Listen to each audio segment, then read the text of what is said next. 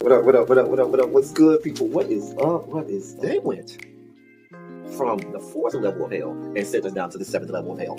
Why? Because then you got Kwanzaa pulling out her titties. The whore pulled out her titties. And these whore bags over here started feeling and fondling on her tits. What? I don't have it to do with you.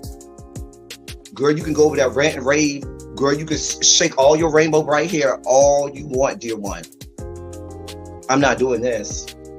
I'm not doing this with you, dear one. I'm not doing this with you, dear one. I don't have nothing to do with you, and I'm done. Baby, you can scream my name from the rooftops from now till Jesus come back. I'm done after this. Introduced to Tick's meat. Do you see what I see? Did y'all really hello, casting, wardrobe, y'all let him roll up out of wardrobe with these fans on, giving us all of this, thinking we were not going to see it? We have been waiting with bated breath and anticipating all season long for the slightest glimpse, and y'all just put it out there this episode in all of its magnificent glory. Listen, that young man said, baby, you ate on this first date, you giving up the cooch on the first date, okay? Well, you gonna run me my coins. Run me my cooch or run me my coins. Run me my cooch or run me my coins. Run me my cooch or run me my coins. That's our new theme song. That is the new song. Listen, somebody need to put a beat to that. Run me my cooch or run me my coins. Run me my cooch or run me my coins. That's what y'all got going on. Called out Sandcastle. Sand, bitch. Ow. Oh my God, it was so funny, girl. Woo, baby, listen, let me tell you something. This shit started to turn into the precursor for some gay porn. That's what I thought it was. Because Big T is getting all, the voice starting to go deeper and get a little more wet and moist and sentimental and all this shit. And it was real gay at this point. Like, I thought the bitches was going to, I thought Lil Murder was going to turn Big T around and do him like he did Uncle Cliff and do the grease it up with City Lou and ran right in there. It's not a coincidence that Big T started off the conversation by trying to find out if Lil Murder was fucking Mercedes, which he found out he's not. It's also not a coincidence that he started talking about prison. Why? Because the bitches was probably fucking in prison. Girl. Uncle Cliff, you better go get your man. Big T got plans for that. What he had on looked like something Big Bird vomited up or something like that. Like, I did not like it. That Big Bird couture he was going for, it did not work. Like the pastor of a gay mega church on Easter Sunday. Okay, it was way too much sequins. He had on way too much makeup. Baby, his face looked like Iyanla Vanzant's neckline. Okay, just way too much makeup clumped in everywhere on his face. Get it together, sweetheart. Like, you're a big girl, so that gives you a whole lot of canvas. So that was a whole lot of makeup, honey. And Rico looked like he was auditioning to be one of the three kings, or he was auditioning to be the main character on Jesus Christ Superstar. Girl, Wayne, did you have on a blue thong or a blue G-string or something? If you did, I want to see you. Hit me up in my DMs. I do want to see if you have a blue thong or a blue, jock strap or something like that. I'd love to see it. Anyway, but I liked it with the turtleneck. Now, Troy.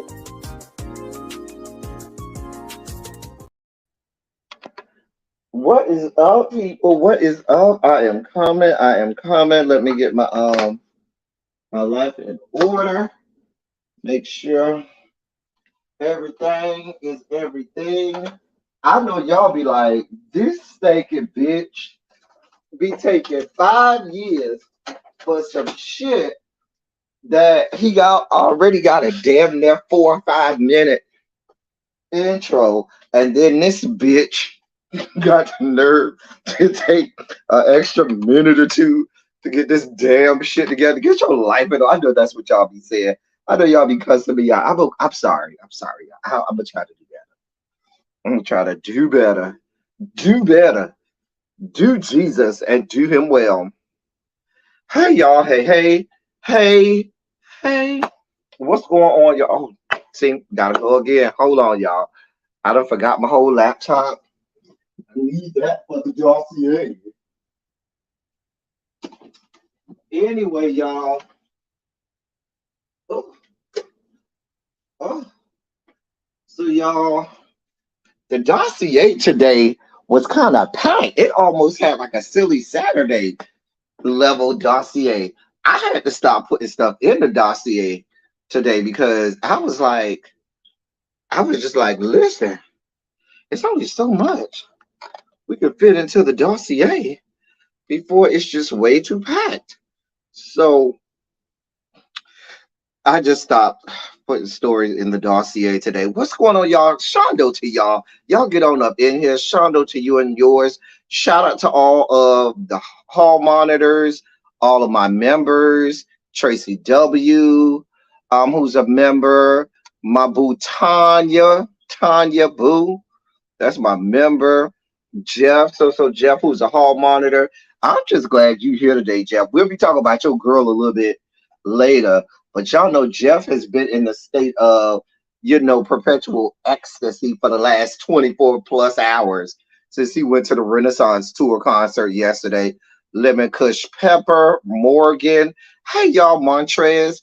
Hey everybody. Can somebody put in the members only chat that we are live so that the members know that I am live and that we are here and all of that good stuff. Let me I don't have no Gatorade today, but I do have some Powerade. So let me pop open the Powerade today. Mm. We went real traditional today with the Powerade. It's just fruit punch. Real traditional. But yeah, y'all, it's been a day. It's been a lot of news.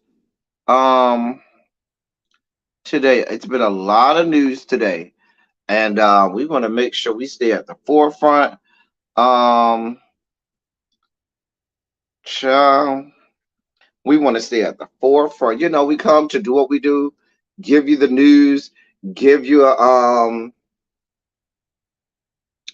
of your time. Keep that to your time, social jump. We're not gonna make up all time that is up for debate. You'll say she's the greatest of your time in your estimation. We give you that social jump. Social jump. We're not gonna come in here and have you browbeat us and beat us down with Beyond Skank today. Okay. Hey, MBN Boo. Child. Child. They're gonna get a long essay today. So Jeff said he still haven't recovered. You know what? Y'all pray his strength in the Lord. Please. Y'all know he is still in ecstasy. Um, they didn't want to know if you had gone through all your child. Listen, me and a couple friends, we had some last week. I'm almost finished. I ain't done yet. Tanya, tell her I'm still working through it. But tell her, oh, she'll owe me nothing. Tell her, shout out to Lazy Boy Snacks. If y'all are not patronizing Lazy Boy Snacks, what the problem is you, not me. Lazy Boy Snacks. Find them on Instagram, Lazy Boy Snacks _ and you'll get your life. Listen. I ain't got to sell it to you. You get one and then you'll be good for the rest of your existence. Let me tell you. Anyway, so shout out to Dana and all of the squad over there at Lazy Boy Snacks. Y'all know that's my girl Tanya's daughter. So y'all go over there and patronize her and such. Listen. Um so like I was saying, the dossier today. Um it's quite extensive, and the only good thing is we're not rushed for time today because my sister, she is my sis really B. Y'all know she is in Jamaica, um, on vacation. We are praying that she is enjoying herself, having a good time, and that she make it back safely, and to be back with us on her daily tribe meeting.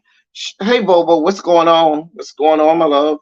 So shout out to Really B.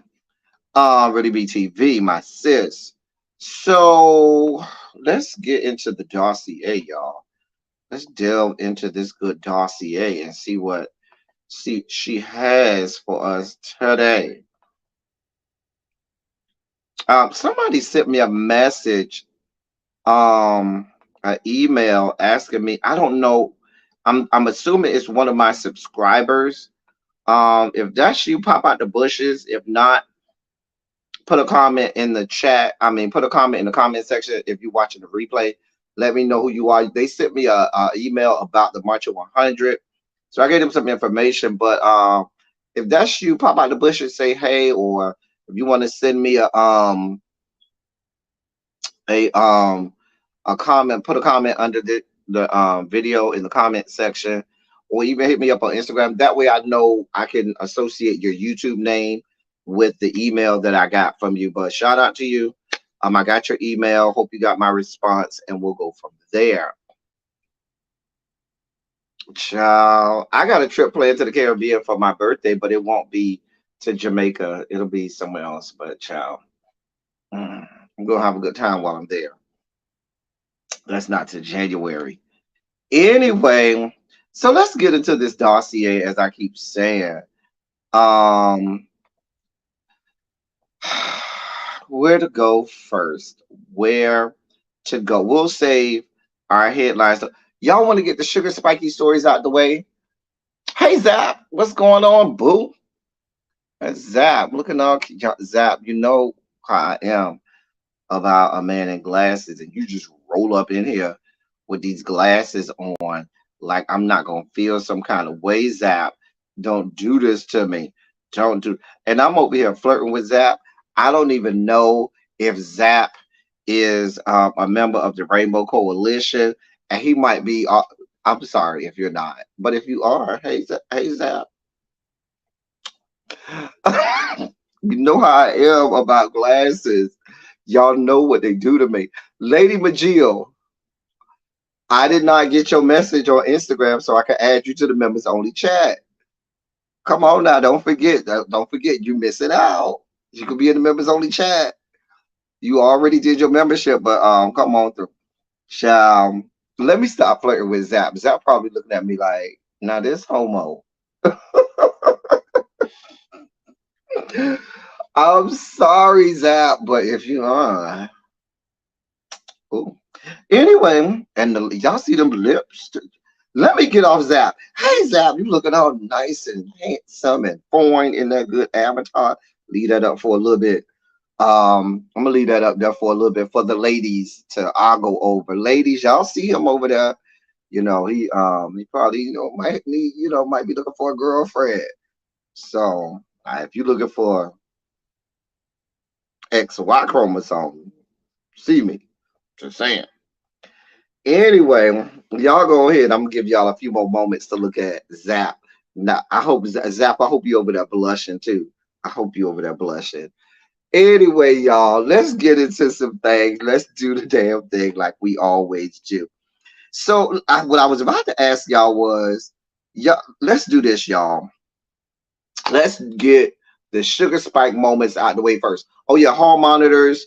Late bell today is at 5:40. 5:40 is the late bell hall monitors. At 5:41, you already know.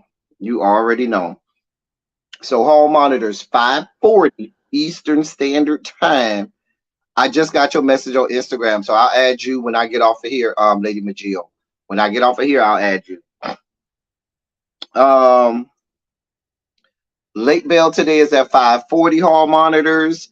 If somebody comes in after my essay today, it's going to be 1,700 words. We're going to start off the week a little. You know how I got 1,700? Because I just looked at my inbox, and it says 1,744 unopened emails or unread emails. So I just figured 1,700. There we go. 1,700 word essay today.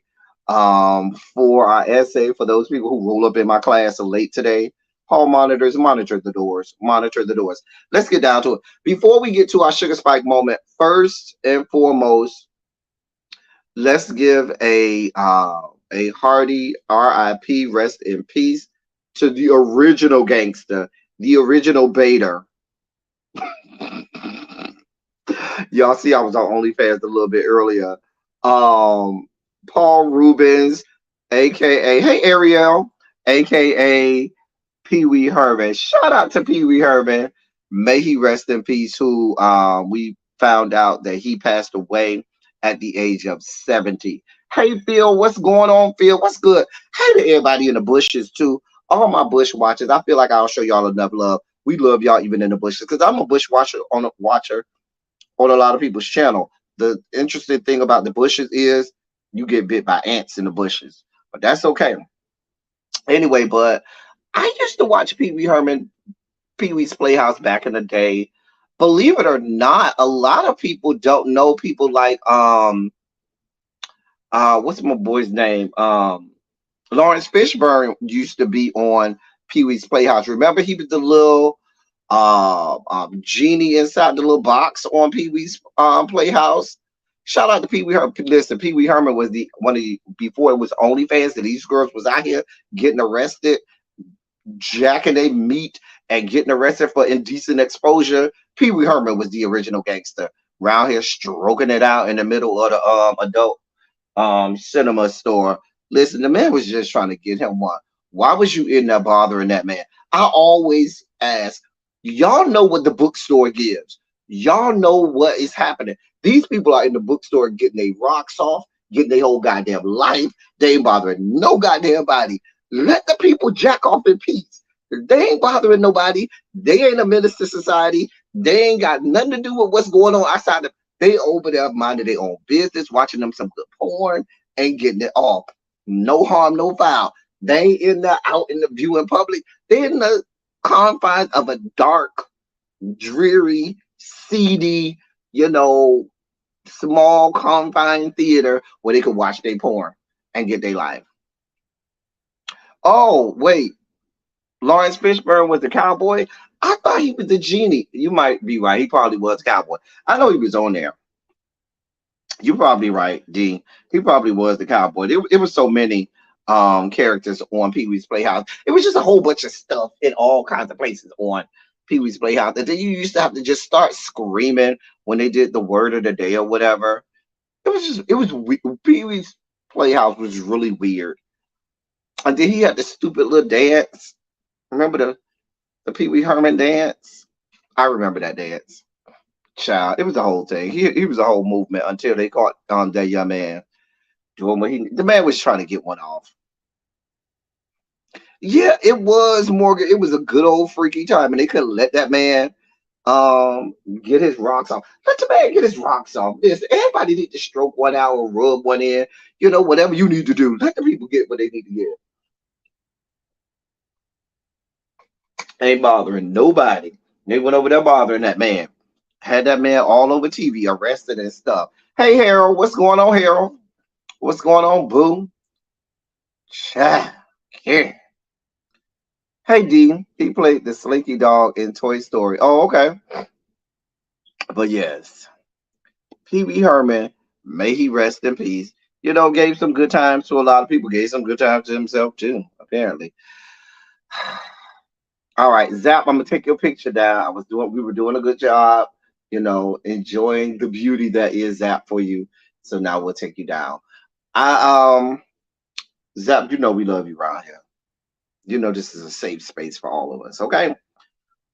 All right, so that was we wanted to get that out of the way first.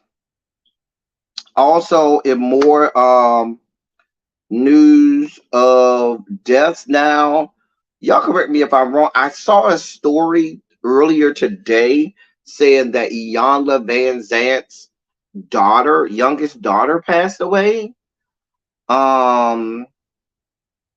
Her youngest daughter, named Nisa.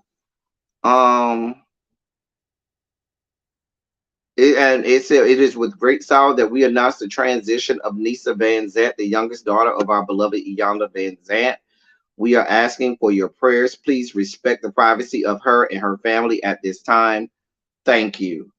And that was on Iyanla's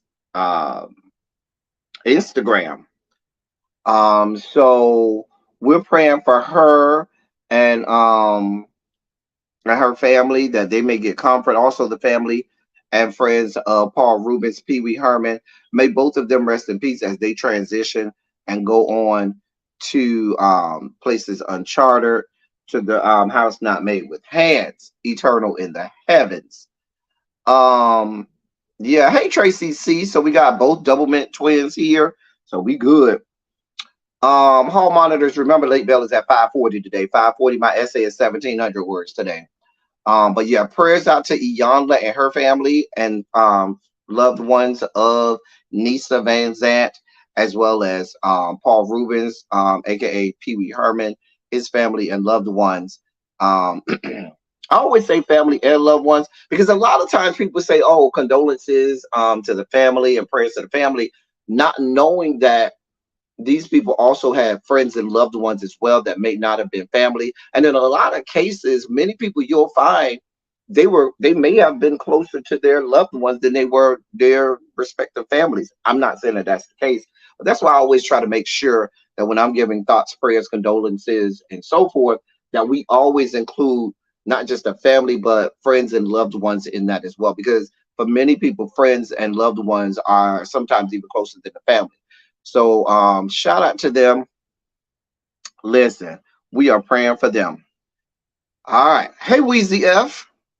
Now that we done got that out the way, let's get the sugar spike moments out the way, and then we'll get to the big stories after that. So, ladies and gentlemen, non-binary gender conforming members of our audience, it's now time for your sugar spike moment.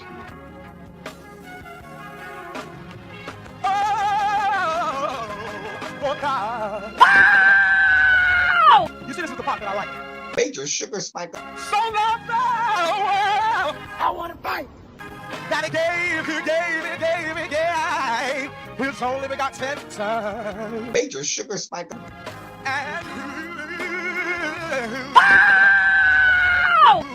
shall ever believe. Major sugar spike. They shall not perish, but have everlasting life. Taste the biscuit.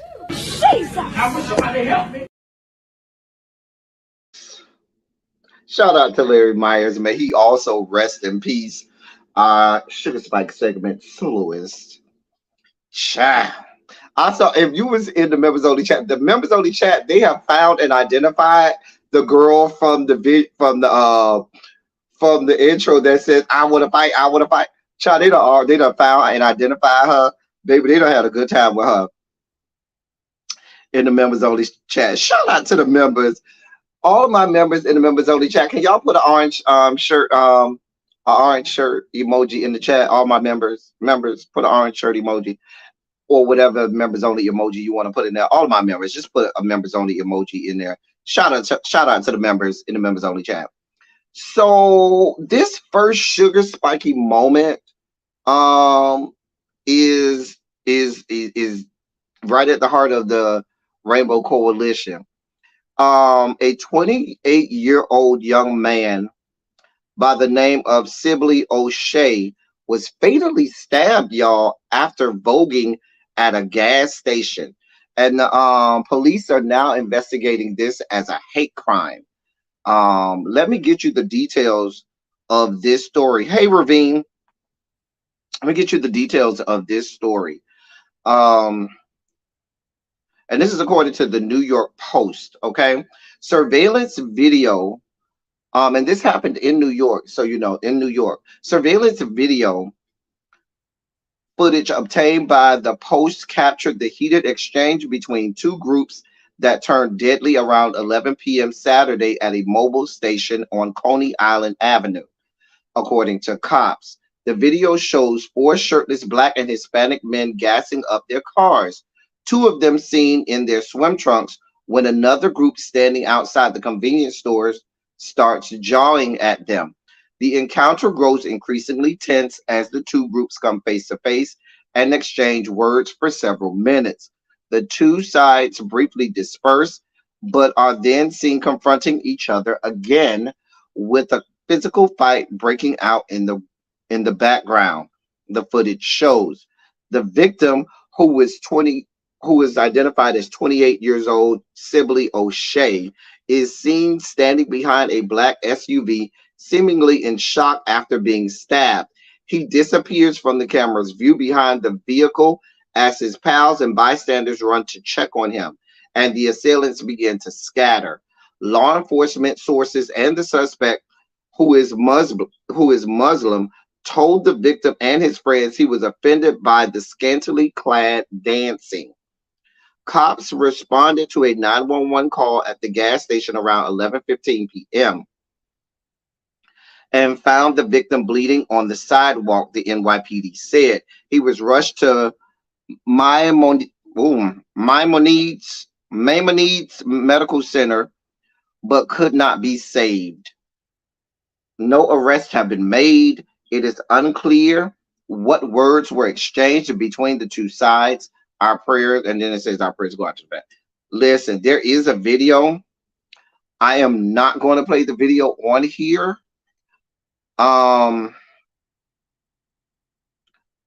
Yeah. Listen, I've been saying this for some time, and I need young millennials and young Generation Zers to listen to me good, okay? Y'all didn't grow up during the time of gay bashings. Y'all did not grow up during the time where you had to keep it together and keep it in tow. You might could do stuff out or in the general, in front of the club, in the parking lot, let out of the club. But back in my day, when you left the let out for the club, you left the parking lot, you went to your, destinations on your way home. Maybe you had to go to the gas station. You had to keep it together. And I'm not saying don't live loud, proud, and in your truth, but we're reverting back to a time period where people are okay, comfortable, and open about gay bashing. They will gay bash you and not think twice about it. And I know we in the Rainbow Coalition are battle cats. The girls like to fight, okay? They are battle cats, baby. They be out here getting it in, okay? However, you have to be careful because some of this could cause people's lives. And this is a case. I'm not saying don't be loud and proud and be who you are, but you got somebody that's probably, in the parking lot. And I saw the video. They in the parking lot, they voguing the parking lot down, getting it in. They got their shirts off, doing dips and stuff all on the ground and all of that. Baby, you have to know time and place, know your surroundings and know where you are. And if you're in a place where it doesn't look like this is inviting to people from the Rainbow Coalition, baby, put on a shirt, keep it together, and wait till you get to your house.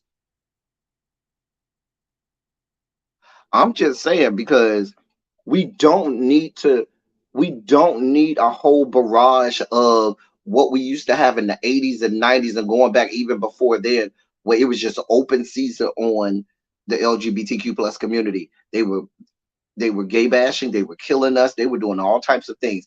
And a lot of members of that reside in the G corridor, I talk about that G corridor. A lot of people that reside in the G corridor, especially these young girls that don't know no better, they think, oh, this is just something that people on the T corridor and our trans sisters have to deal with, not knowing we're not far removed from a time where that was our story, where we were getting killed, where they were dragging us behind trucks until we died, where we were getting maimed, killed, paralyzed, and all types of stuff in the G corridor. So we can't have this selective amnesia, or not even selective amnesia. We can't not know history and not know this is what America was about in very recent history. I'm just saying, this is what America was about. When I was in high school, I remember those times. You could not just be talking about, yeah, girl, I'm finna go out here and we just finna flame out, girl. We finna be, girl. Time and place, especially if you live in cities that you may think, or even not just cities, but in areas of the cities that are just not that kind of place where you have that kind of carrying on. I grew up in an area you couldn't have all that carrying on. I'm just being honest. It wasn't fair, but that's just what it was. And you have to always be thinking of safety to life issues. These people don't give a damn. The only saving grace that there are now that we didn't have back in the past is they have hate crime laws in some states and municipalities, but it's still dependent on the DA and the district attorney and different people attaching hate crime to that particular assault. I mean, y'all gotta, these kids sometimes it's a double-edged sword. I applaud them for their unabashedness about who they are, for them being unbridled and untamed sometimes, and being their authentic selves. But you have to know time and place. What's going on, Danny? What's good, boo? You got to know time and place. And I say that because know your surroundings. I hate when I see situations like this that could be avoided. Girl, it's okay. We understand, baby. You probably vote the club down, but baby, that is over. Let's keep it together. It's just like when, as a black person, the one of the first, especially a black male and even black females, when you young, you get to talk from your parents. One of the things when I first came up in the gay community was the elders in the community used to tell the young girls, "Come here, come here, come here, come here, little girl, come here, little boy, come here, come sit down here. Let me tell you something. We're not gonna have all of that. We got issues, baby. We're not finna get shot for you. We're not finna get stabbed for you. We're not finna go through all of this fighting for you, baby. When we leave this let out in this club, baby, here's a jacket that you can put over that outfit because that outfit got a little too much going on, and we about to go into the neighborhood right now. Baby, don't get out this car with all that carrying on because I need you to be able to make it home to your parents, or if you living with me, we need to be able to go home safely. Whatever the situation is, but they would sit you down and tell you different things. Hey, girl, always have you a jacket inside the car. Leave your jacket in the car. So when you get out the car for the club, you can take your jacket off, and now you can wear your thing in the club. When you get back in this car, baby, get your jacket, put her on, and we need to go because we may need to stop to the store, gas station. We don't know. But sometimes they would teach you little different things. Maybe when we go over here, we can't have all that carrying on. Butching it up a little bit, girl, because listen, it ain't that type of party over here. They used to say that all the time, baby, it ain't that type of party. Gather yourself, get it together. Because it was real in the streets. But sometimes people don't want to listen to wise counsel. These girls are on this whole, baby, you can't say nothing to me, don't tell me nothing. Who are you to talk to me? And now we have situations where we got people getting killed. And this is not the only one. I'm glad that this stuff is starting to come to the forefront, but please don't believe that it's just our trans sisters that's out here getting killed and bashed like that. Mm-mm, mm-mm, mm-mm. Y'all got about 1 minute to the late bell. Just let the record show. Years ago, my cousin, who was an outstanding athlete, received an invite to try out for an NFL team. He didn't go. I think he was afraid. They'd rather fight than do that, which is why these situations are turning deadly. Right? It's not that serious, baby. I don't have time to be up doing all this fighting and carrying on. It's not that serious. Save it for another day and another time. If you can avoid a confrontation, go ahead and do it because you don't know what your the person that you're fighting against has. You don't know if he got friends and people that you don't even see that's waiting to come in. Once you dead, ain't no coming back from that, sweetheart. Ain't no, oh, we'll get them next time. You go.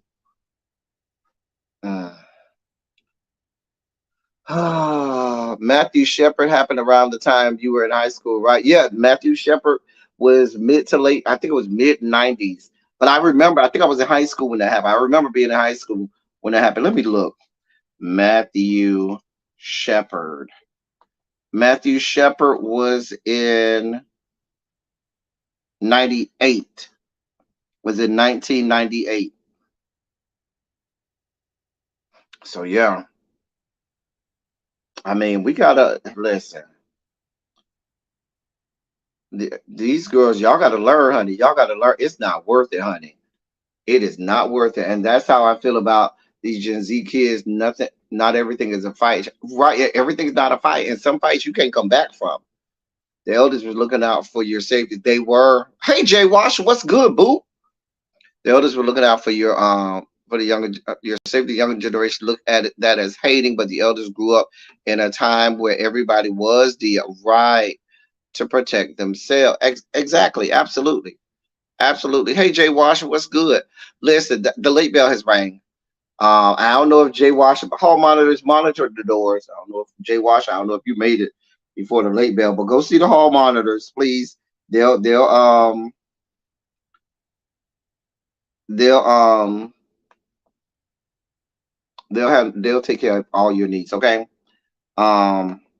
Never fear. The hall monitors, they'll take care of you.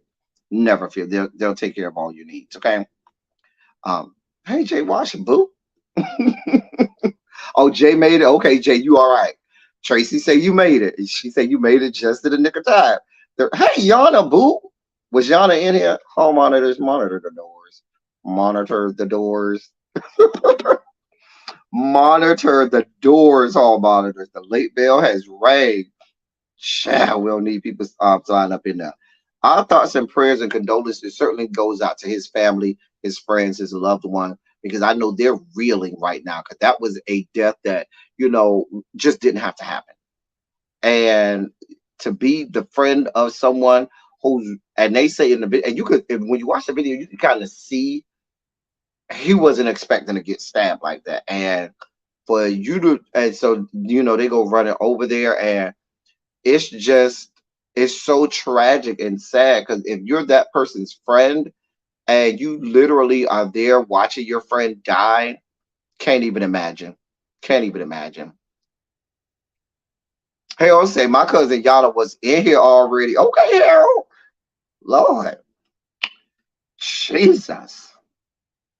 So that's our first sugar spike moment of the day. Here's another sugar spike moment, which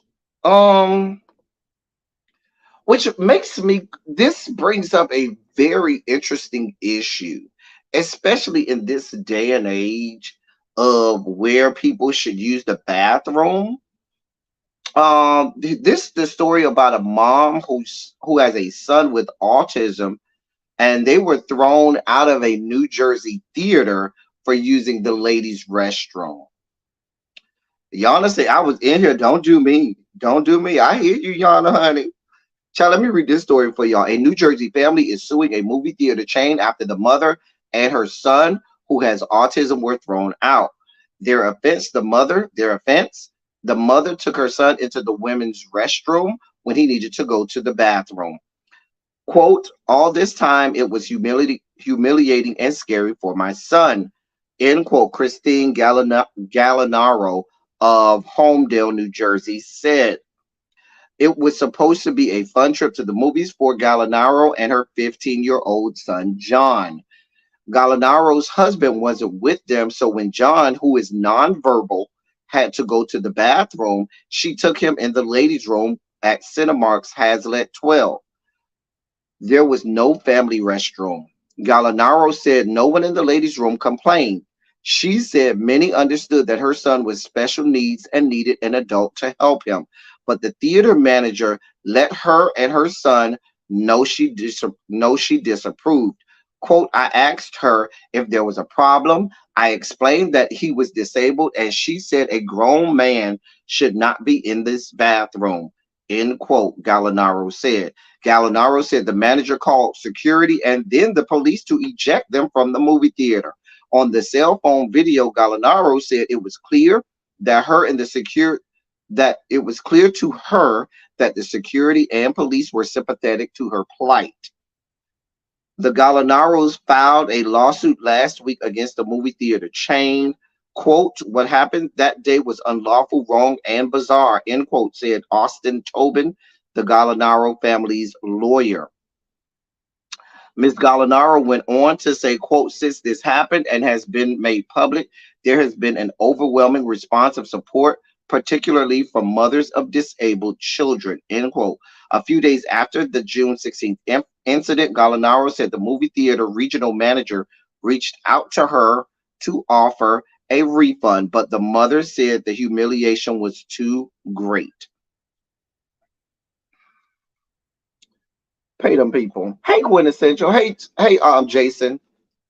Hall monitors. Once again, monitor the doors. Monitor the doors.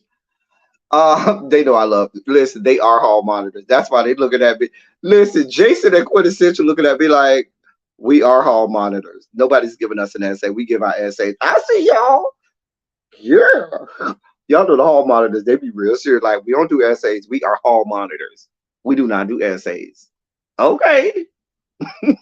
They know I love them. So listen, pay them people they got their money. They need to get broke off. First of all, if the people if I, an able-bodied man, went into the women's restroom right now to use the restroom, most women would just act like it ain't a problem. You know why? Because unlike the men's restroom, the women's restroom have stalls. You can't even see what people are doing in the women's restroom. Men's restroom, you have urinals, and depending on how the urinals are set up or how that bathroom is made, you can see all glory in a men's bathroom if they're at the urinal. But in a women's bathroom, you ain't seeing a goddamn thing. Everybody got their own individual stall. Everybody doing what they got to do. So even if you're in the little waiting corralling area by the sinks or whatever, you ain't seeing nothing in the ladies' bathroom. Let's just be clear. Child, and then my friends, they say when they go in the ladies' bathroom, if they need to do anything with a mirror, 3 or 4 of them go into the handicapped ladies' stall that got its own sink and its own mirror, and they do all their business in there. They don't be doing all of that in the ladies' bathroom. So I don't even know why this raggedy ass manager or whoever supervisor or whatever that was high on the hall and was feeling themselves, girl, I need to call the police for what? The boy was nonverbal. Clearly, all of the people in the goddamn bathroom knew and understood, okay, this is a special needs person. They ain't have no problem. You just trying to get your rocks off and prove a point. Girl, what she should have did was trying to whoop your ass. That's what she should have did. But that shit, child.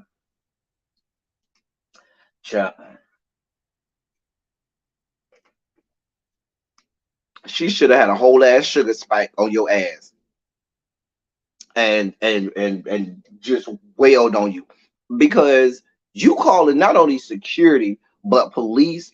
Girl, for what? Ain't nobody come and complain. Ain't nobody said nothing the first. You just got an axe to grind. Girl, get your fucking life. Get your life. Get your life. Just a mess. Just a damn mess. Girl. Now, let me ask y'all a question. If y'all had a special needs child, and maybe you do have a special needs child, and this was you, and you went into this bathroom and nobody complained except for this manager, what would you do, and how would you react to said manager who came in here with this fuck shit with you, and y'all don't already use the bathroom? Nobody had a problem. Girl, we trying to go back to our seats to finish watching our goddamn movie, and you over here with this bullshit with your old tired. Listen, baby, after I would have got through with her, you know, people don't play by their kids. People do not play by their children. That's a quick ass whooping, real fast. You can't be playing with people and their kids. That woman ain't bothered nobody. Nobody was bothered but you. Go get your. I'm sure with a Karen. I have no doubt this was a Karen. No doubt at all. Morgan said she would have put hands on the manager. I know, Morgan. I already know. Baby, listen. The way that she would have still been getting her ass whooped right now. If it was any of the women in my family, she'll still be getting her ass whooped right now. Please be clear. Baby, as a matter of fact, what the women in my family would have did, baby, they would have walked right on by that young lady and sat their ass right back down in this good movie theater and dared them to touch her and move her. Baby, you gonna have to call the police and everybody else. Baby, I'm watching this movie. Cause ain't nobody complaining. You better get the fuck away from me. I already know how my family would have responded. And the moment that they grazed a member of my family or said anything, baby, when I tell you they would have commenced to whooping her ass. The ass that would have been beat that day, honey. The ass that would have been beat. Child, girl. Child, I'm gonna need a family night. Yeah. Stop playing with. Right. My wife, that child would have melted her. Exactly. Hey, Xavier. Hey, boo. Hall monitors. Please monitor the doors. Hall monitors. Please monitor the doors. Oh, yeah. Xavier is the hall monitor. Dear God. I need to rethink these hall monitors that be rolling up in here late and stuff. Child. Diamond Pearl Jim says she's recording it and going to the local news affiliate. I'm with you, Diamond Pearl Jim. Go ahead. Let me get this good camera so you bothering me and my child who's special needs, right? I just want y'all to see this. You probably will get more out of it that way, Diamond Pearl Jim. That might be the right way to handle it. They'll probably give you an annual pass to Cinemark. You probably have corporate from Cinemark giving you an annual goddamn pass. By the time you get through with them, child girl. Ravine, you say you like my family, don't try to child. I'm telling you how my family would have handled it, baby. The recording would have been of the members of my family. Okay. Angus McLeod has. I don't. Who is Angus? Should I know who Angus McLeod is? Xavier, you just can't be coming up in here breaking it up. We're in the middle of a story. You come up in here breaking it up and stuff like that. I don't know these people. I don't know. Should I know? Did they play in something I watched? God, we already did our memorial segment. Oh, that's the cute drug dealer on Euphoria. Oh, that's unfortunate. The cute drug dealer on Euphoria. He was the cute little white boy drug dealer, as cute as a white boy can be. I mean, I don't know, but he was cute for a white boy or whatever. Anyway, he has passed away also, child. According to Xavier now. Um, that's according to Xavier. I don't know. We'll wait for TMZ. That's some breaking news. Let's see if TMZ has it on there. Well, TMZ got it on there at 25. You know if it's on TMZ.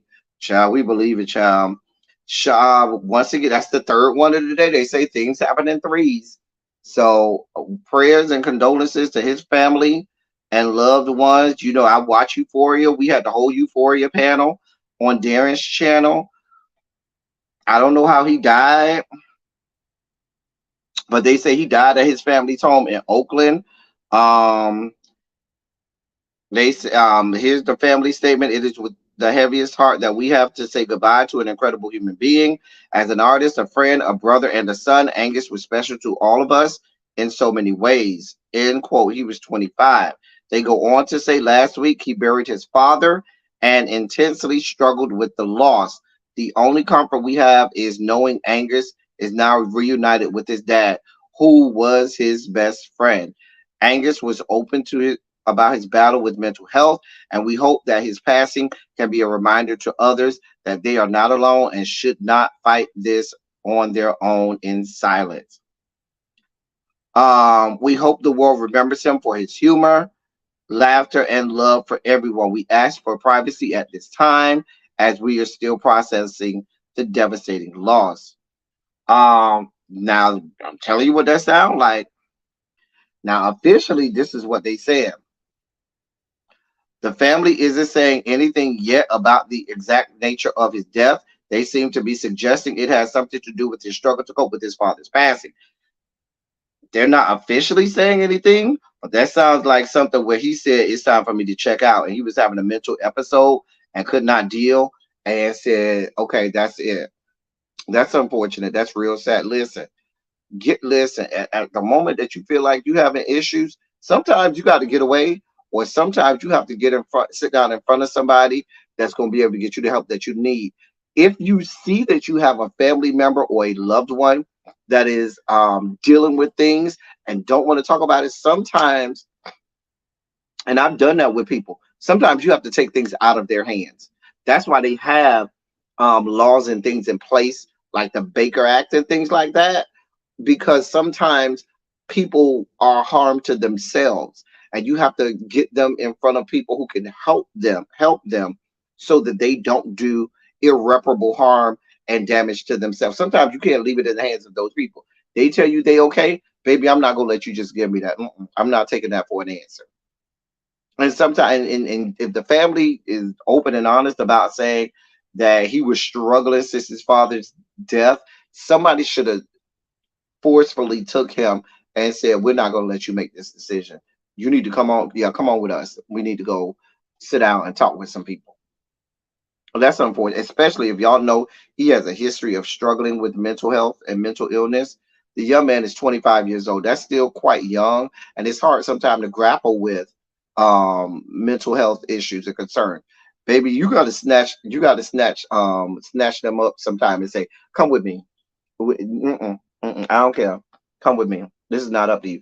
Let them be mad. I'd rather you be mad and alive than not here no more. So, so I'm sure his family is reeling right now. This is the fourth death that we don't reported on today. We had Pee Wee Herman. We had Ayanna Vanzette's daughter. We had freaking um Sibley O'Shea, the boy who wasn't doing nothing but voguing at the gas station, who got stabbed to death. And now we have Angus McLeod or Angus Cloud. Listen, once again, our prayers and thoughts are with his family, loved ones, and friends, because I know they are reeling right now, reeling. I don't know how, sometimes, it's hard to cope when things like this happen. And hoping they just dealt with his father's death, what they said last week, or um, his dad passed away. When was it? They said last week or something like that. Yeah. He buried his dad last week, so that's got to be hard. That's two not murders, but two deaths in that family in a month's time. Yeah, prayers to that family. Y'all keep them prayed up because that family and those friends and loved ones, they're gonna need it. Um, yes. Let me lighten the mood up because we got another sugar spike story. Larry, can you help us out, please, Larry, please? Because it's getting morbid around here. Here's Larry to lighten up the mood while we do another sugar spike story.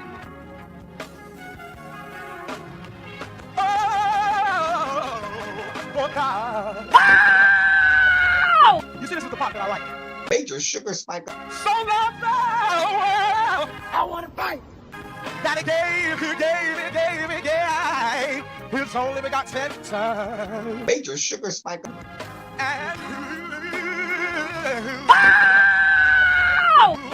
shall ever believe Major sugar spike. they shall not perish, but have everlasting life. Taste the biscuit.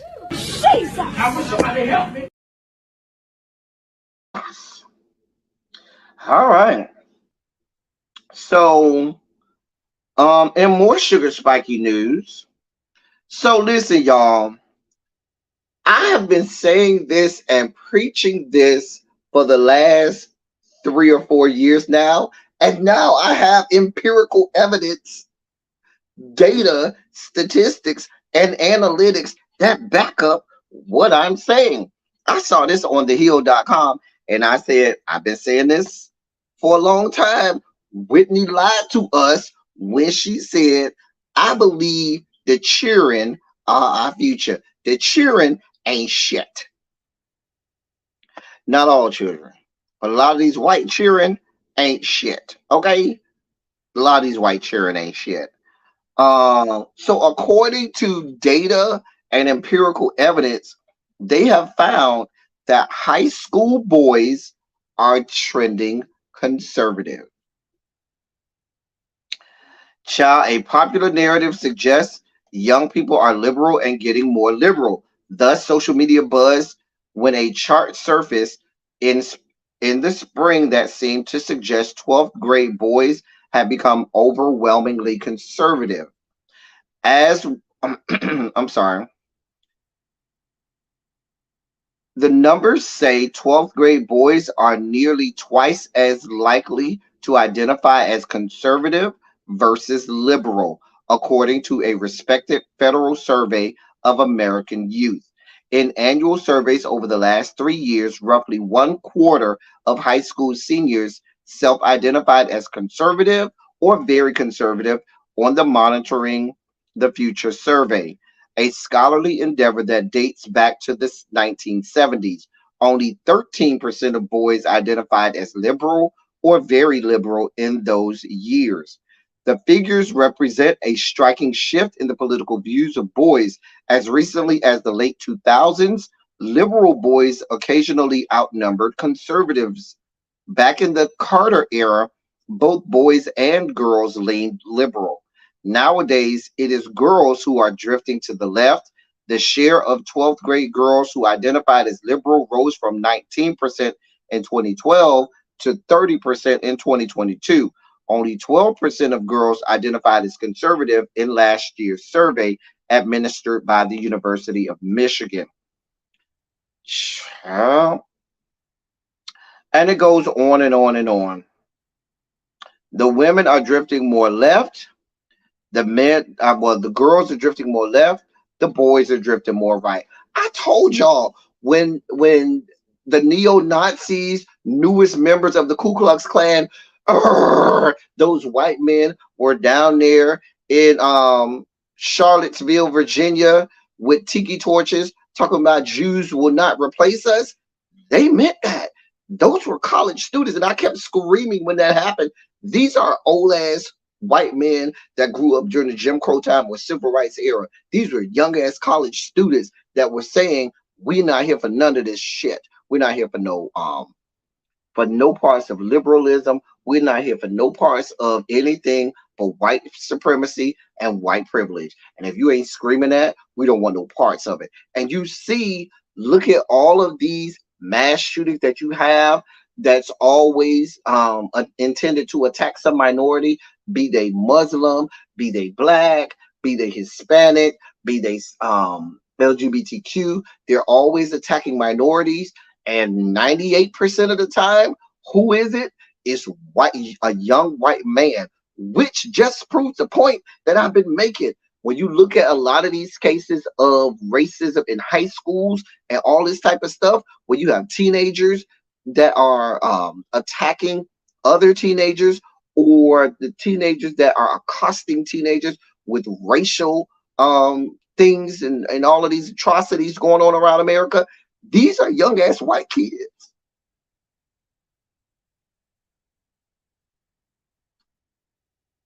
I'm just telling you what I know. Now, here's the part that the black community don't want to hear. Let me take a swig before I say this.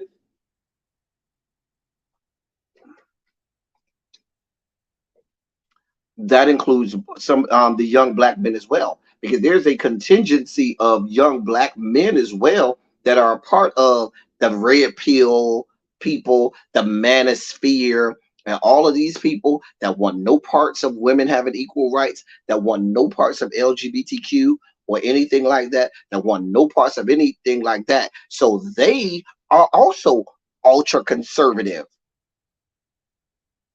But nobody wants to talk about that in the black community. We're just going to reserve that for the white people, right?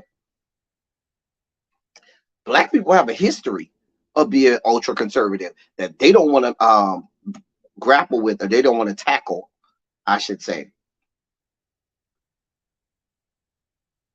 There has been a significant uptick in those young black men that are part of the red pill clique, the manosphere, and all of the hoteps and all of that stuff, where they are leaning way more. They call it traditional, which equates to conservative. They want no parts of women having any rights. They want their women barefoot, pregnant, and on the couch and cooking food, I should say. They want no parts of anything to do with anything LGBTQ. I'm just telling you what I know. I'm just saying. I'm just telling you what I know. So we have our own cross to bear with regard to ultra conservatives, even within the black community, that we don't want to address. Y'all ain't trying to hear me. Y'all ain't trying to hear me. It's okay if y'all don't agree with me. That don't mean it ain't true. Why do you think why do you see people will say certain things out loud because they don't want to be, seen as, conservative and things like that, and they get in the voting booths, and people like DeSantis, Governor Death Sentence, and Governor Hot Wheels, and Governor Quasimodo end up in the governor's mansions in these places because they vote for that type of shit. They like when people say, "No, we don't need all of that stuff." They don't want no parts of wokeness either. They ain't gonna tell you that. These are the same people who profess that they were you know, oh, I would never vote for Trump. And then in 2016, he became president because y'all went in there and voted for him.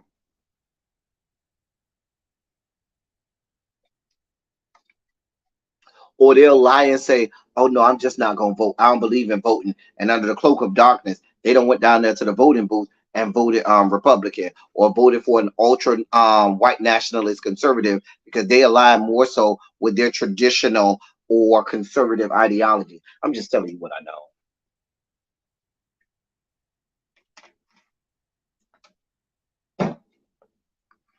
But we don't want to talk about it. We don't want to talk about that. No, Phil, they don't want to talk about that. Phil, they don't want to talk about that. Phil, I'm telling you, Phil, they don't want to talk about that. Shh. We can't address that in the Black community. Xavier, they don't want to talk about that. Xavier, they want me to shut the hell up and move on with the dossier because we don't want to talk about this. And we will go out here and windmill all about the white boys that are conservative and white nationalists. We ain't gonna talk about the own ultra conservatives we have in our own community. We don't want no parts of that. I'll give you a perfect example. Y'all saw the people lose their collective minds on social media this morning when Brittany Griner was in the confines of her own house and was shirtless, shooting a basketball around the pool. And people had an issue because they said, why she ain't got no titties? It's a whole situation. Go over there and look up Brittany Griner's topless video from this morning when she's at her house around the pool. I think they were shooting a basketball and she ain't have on no shirt. And people were like, well, why I can't tell she's a woman? This is the kind of stuff that in the comments underneath there that are just insidious and vile. Now, everybody gonna profess a year ago they was windmilling in the streets for Brittany Griner to get out of jail. But now the woman over here living her best life, not being bothered. And these people are vile. I don't know if she had top surgery or not, but normally when a lot of the studs have top surgery, you can see like the scars and stuff like that. She didn't appear to have any scars. She also didn't appear to have any breast either. But hey, let that woman live her best life. Let her live her best life. If her wife like it, baby, I ain't got nothing to do with that. Vovo say yes, she had top surgery. Okay, so Vovo say she had top surgery. Some people have top surgery and they heal well or they got a good doctor, so they don't really have no scars and stuff like that. But in a lot of people, you can still make out the scars from the top surgery. What the video I saw, I really didn't see any scars, so I don't know. Xavier said the biological women better be women of her. Xavier, they don't want us to talk about this because see, that feeds into the narrative that Black people are ultra conservative, and a lot of Black people are. They don't want us to talk about this, Xavier. We're supposed to shut up. Shh. Shh.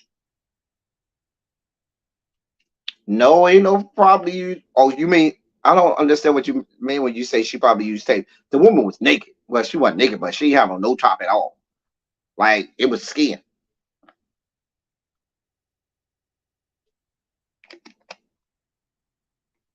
I don't put myself in on one's life that I wasn't invited to. Okay. And Volvo, they don't want me to talk about this kind of stuff. The people don't want me to talk about this. So I'm going to just shh. Let's move on with the dossier. Let's just go quietly into the next story in the dossier. Because if we try to unpack the fact that huge numbers in the Black community are ultra conservative as well, they don't want to hear that. Because conservative does not just mean you're racist. That don't mean you're racist because you're conservative. You can be conservative and not be racist. People equate conservative with being racist, and that's not how that works. That may be one of the characteristics of a lot of them, but every conservative isn't racist. There is tape that some people use to bind their breath. Baby, did you see the video? D, go look at the video. That don't look like no tape. That ain't no tape right there. Ain't no tape over there, honey. Ain't. Let me find the video for y'all, because everybody's one. I'm not gonna show it, but I'll put the video. Hopefully they ain't take it down. Hopefully it ain't get taken down. All right, here's the video. I think it was on her Twitter. But I found it. Let me put the link. Let me put the video. I got you, Xavier. Oh yeah, it's up. Hold on. I got you. Hold on. Let me do the. Come on, computer. Stop playing. I found it already. I have it. It's right here. Come on. But listen.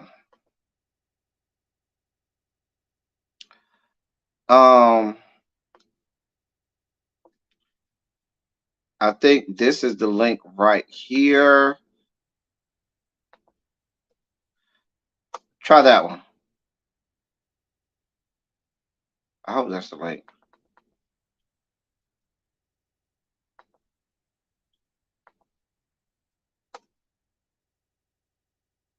Yeah, that's the link right there.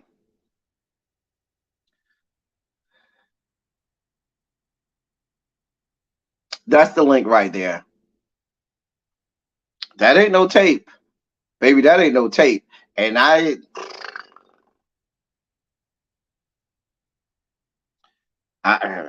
you might be right.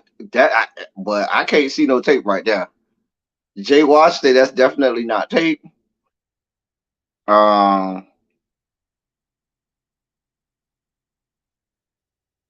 But she out here living her best life.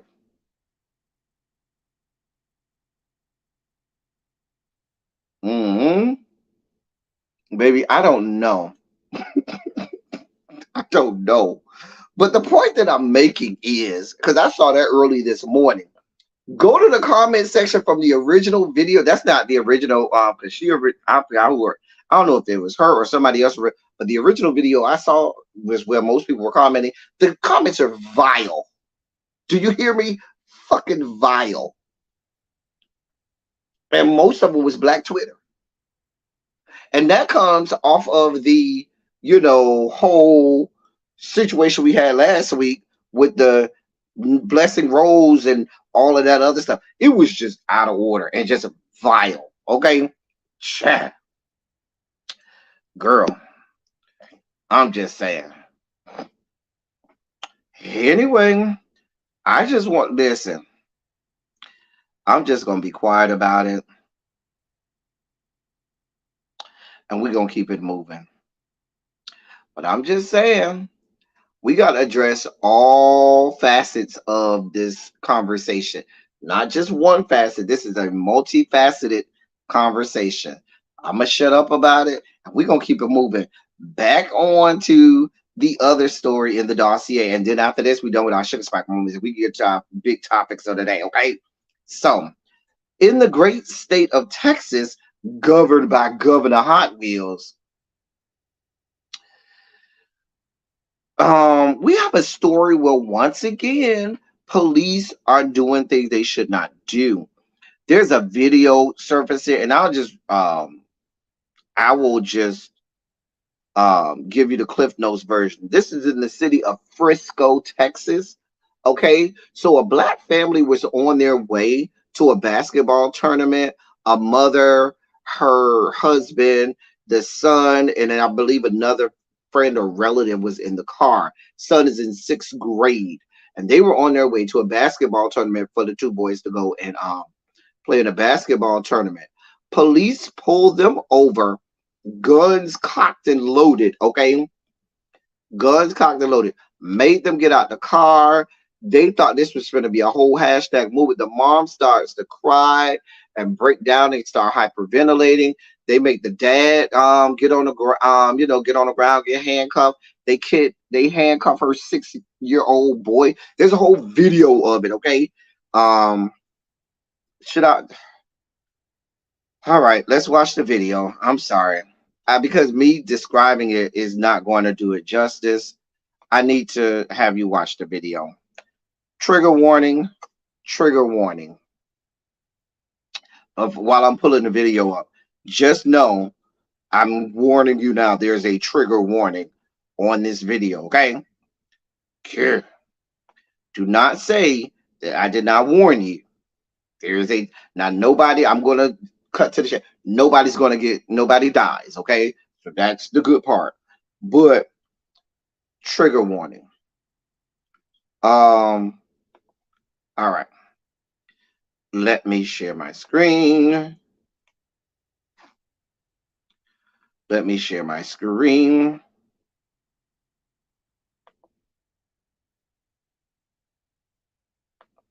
All right. So here's the video.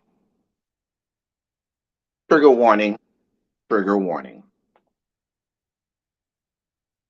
Is HelloFresh worth the price? Not for the not for that. No trigger warning for the commercial. No trigger warning for the commercial. God damn commercials. Anyway, but who was the person Blessing Rose was addressing? Big child. I don't even have the energy for Nothing Rose. I kept calling her Nothing Rose. I don't even have the energy. All right, here we go. To get this back to school offer. Whatever happens to me, I'll be An overwhelmed father. Y'all put a gun on my son for no reason, dog. Can I explain to you? Police say it was all a mistake. I ran it easy for Arizona instead of AR. On July 23rd, a Frisco, Texas police officer ran plates on a black Dodge Charger. But instead of typing AR for Arkansas, she says she typed AZ for Arizona. The information came back as a possible stolen car. Police say it was a high-risk traffic stop, and at least one officer had his weapon drawn. Everybody in the car, hands outside the window. Hands outside. Maintain your hands outside. Hey, find out if there's any weapons in the car. The family tells police they have a gun in the car. In the glove box! In the glove box! If you reach in that car, you may get shot, so be careful. Do not reach in the car. I have that anxiety. Okay. I'm trying. Demetria Hurd was behind the wheel. In the car were her husband, her son, and their nephew. Look at my baby! They were on their way to a basketball tournament. She explains what it was like to see her 6th grade son involved. They actually bring him in, cuff him, and put him in the car. They're walking him to put him in the police car. And I'm crying. I didn't hyperventilate. Face away. Thank She you. says they were instructed not to move. Do not move. My husband explains to me that my nephew is in there literally screaming for his life and telling him, Uncle, we are about to die. But finally, The officer made a mistake on the plate. It was ran differently. the officer realizes it was a mistake. AR is Arkansas, right? An incident review is now underway. I'm not justifying anything. I'm just saying, like, it wasn't a computer that read it. It was our human error that did this. And so please forgive us, I made man. a mistake. The ongoing review would identify further changes to the department's training, policies, and procedures. I thank God that we were not physically injured, but we have suffered a lot of mental and emotional trauma from this. And the family is saying they really do just want to share this for awareness.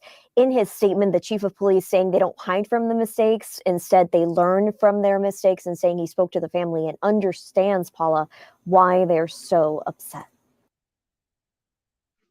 New developments in Twitter. This is what y'all got going on in these yet to be United States of America. This is what y'all got going on. I told you, me trying to describe it was not going to do it any justice, which is why I had to show you the video. I had to show you the video because me trying to describe it wasn't going to give you. They got this little 6-year-old boy in handcuffs in the back seat of the goddamn police car. What did you think of 6th grade? You saw the size of that little boy. What did you believe that a 6th grade, meaning he's 11, maybe 12 years old, is going to do to you that you got to have him in handcuffs in the back of a goddamn police car. All of this, and they ain't did a goddamn thing. They ain't did nothing. How about you do some police work, and before you do all of that, can you say license, registration, and insurance? Because had you did that, can I see your license, registration, and insurance? They would have showed you they shit, and you would have been like, damn, something is off here. Because they showing me license, registration, and insurance for the car that clearly is in front of me and belong to them. And then maybe you would have realized, oh shit, my stupid ass put Z instead of AR. Mind you, I'm looking at my keyboard and the Z is not next to the R. Ain't no Z next to a goddamn R. Just like the state of Arkansas is not next to the state of Arizona.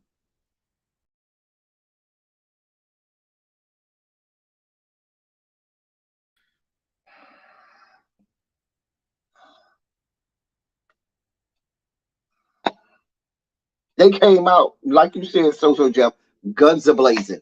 This is exact. The man said out his mouth, if you reach in that car, you gonna get shot. Please be clear.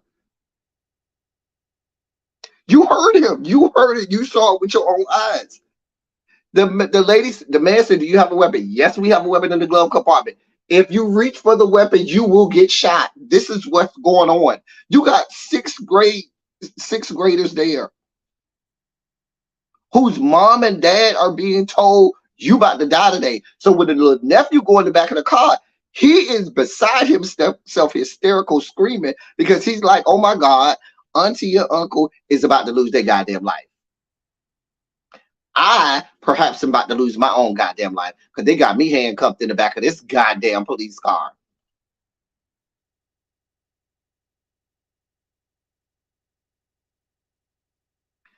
I've been saying and screaming for years now. Our whole approach to law enforcement is completely wrong.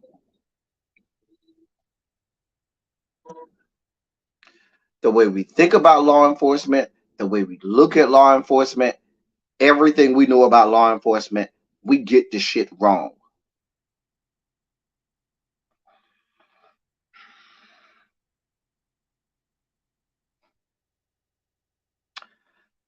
I don't know what else. I don't even need. There's no need for me to even break all of that down.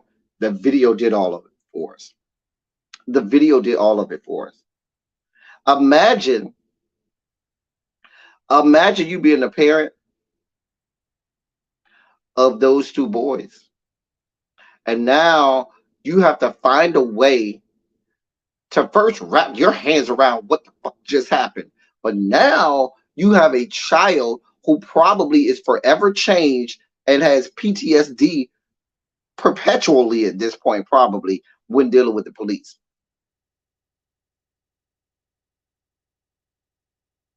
What do you say to that? These are things that we got going on, y'all. I don't know what y'all want from me. This is what y'all got going on in these yet to be United States of America. I just report on the things that's happening. This is why I got so upset in Minneapolis, Minnesota, when they had a referendum on the ballot that would have called for them to disband the Minneapolis Police Department and then have a board that would come up with a new way of dealing with law enforcement. And you had not only, of course, Republicans that were vehemently against it, but then you had conservative Democrats putting money against the measure because they are in their pockets are lined with dues and monies from the Fraternal Order of Police and police unions. See, both sides are negligent in this. Both sides are at fault because both sides dare say a goddamn thing. Both sides dare dream of going against the Fraternal Order of Police and all of the different police unions. So they become complicit. So they just go along to get along, and they want no parts of real police reform. That's why we have no goddamn George Floyd police reform bill. It was never going to hit the House floor. It never. When the Dems were in there, they didn't do it. When we had Dems in charge of the House, Dems in charge of the Senate, and a Democratic president, it never even hit the House floor. Not even symbolically. Never even hit the House floor. Damn sure they make it to no goddamn Senate. They were never serious about this. They just kicked the can down the street, just hoping, you know, they're gonna forget, and eventually, you know, these motherfuckers they're gonna be all right. They'll forget about it. The next election cycle will come up, and we'll make promises again that we'll never keep, and then we'll keep it moving, and we'll kick the can down the street some more.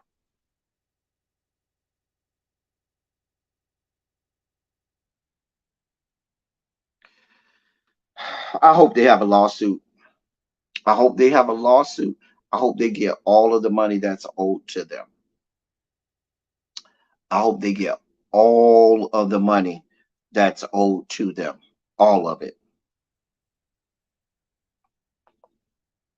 A mess. Just a mess. Moving on. Let's get to better news. So, last night, So Jeff, who's in the chat, I don't know if he's still in the chat. He might have creeped out. So Jeff and a lot of the people from the tri-state area up there went to see Beyonce Skank at her Renaissance tour, and it went well. Everybody, was still in various states of ecstasy since they went and saw their queen. Their queen, not mine, but their queen, Beyonce. Look at So look at him. And you know what? I can't hate on them. Y'all went to the concert. It looked like y'all had a phenomenal time. It looks like, as usual, you went 2D. God help us. It looked like, as usual, Beyonce did what she does now. You can't never take that away from Beyonce. The woman is an entertainer. She's like I told y'all last week, she's in the pantheon of greatest entertainers ever. She's in that conversation with Tina and Michael and Janet, and Beyonce's right up there in that pantheon. However, that ain't the news coming out of the that I got the report on about Beyonce. Look at Xavier. Look at him. You went to Xavier. God. Beyonce is in the news because Erykah Badu is in her fifis. Erykah Badu. Erykah Badu is alleging that Beyonce is copying her fashions or whatever. And she's basically said she's flattered that Beyonce would copy her. I think the exact quote was, I guess I'm everybody's stylist. That's what she said. Now, Erykah, normally I would try to be, in this case, because y'all know I don't really care for Beyonce like that. But in this case, I would literally be out here trying to windmill for Erykah. But Erykah, girl, I can't go with you on this, Erykah. Let me show you. I do have the pictures. I ain't Crispy's boo. I would be normally out here trying to windmill for Erykah. I can't go.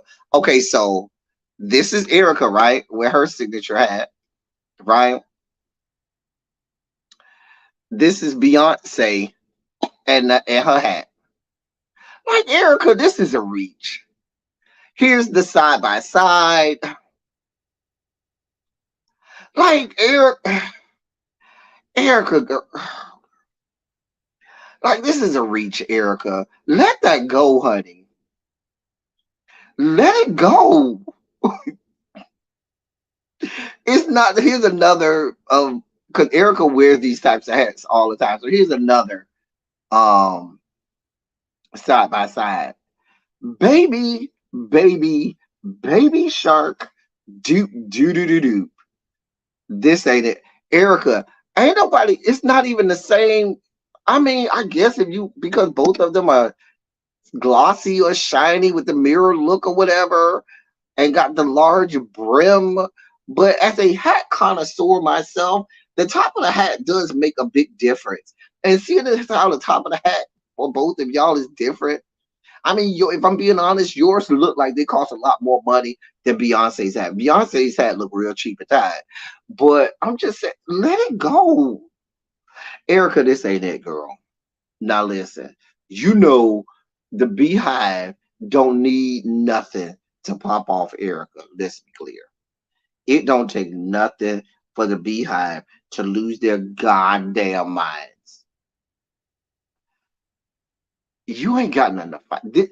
This is invoking the wrath of the Beehive for no reason. Because I don't even, it's a reach, Erica. I'm not saying that you are totally off, but it's a reach. It's a reach. Erica does dress like Papa Legba from American Horror Story. She does, but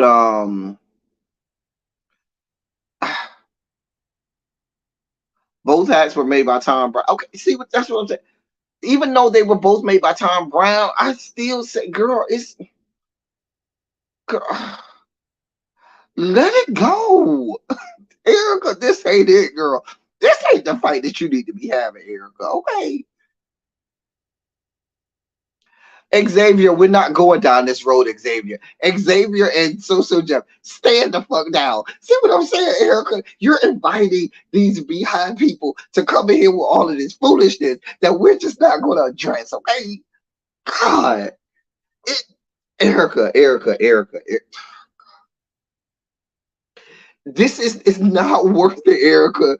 These people are like rabid ass dogs. They had a whole series about them called Swarm. Did you not see how crazy these people are? These people are diabolical, sick and twisted minded people. Now, Beyonce's probably a beautiful person, a beautiful young lady, phenomenal to be around, extraordinary entertainer, and probably a great sweet spirit. But them bastards who follow her in the Beehive, those people are certifiable. And these are not the fucking people who you want to get into a whole beef with. These people are lunatics. Lunatics. You can't be invoking the wrath of these fucking lunatics. The Barbs and the Beehive is right there neck and neck. The Barbs and the goddamn Beehive are neck and neck. Now, the Barbs have a little more delusion. They're a little more delusional over there because they're delusional about the talent of that woman. That's why I say the Barbs are delusional. Now, Beyonce, these people get delusional as well. Beyonce do got some talent, but the way they look at her talent, they get delusional as well in the Beehive as well. But what I'm saying is, these are not the people who you want to be fucking fighting with. They are fucking delusional. Erica girl. I'm going to call you about, your mama named you Erica Jackson. I'm going to call you Erica Jackson. Erica Jackson.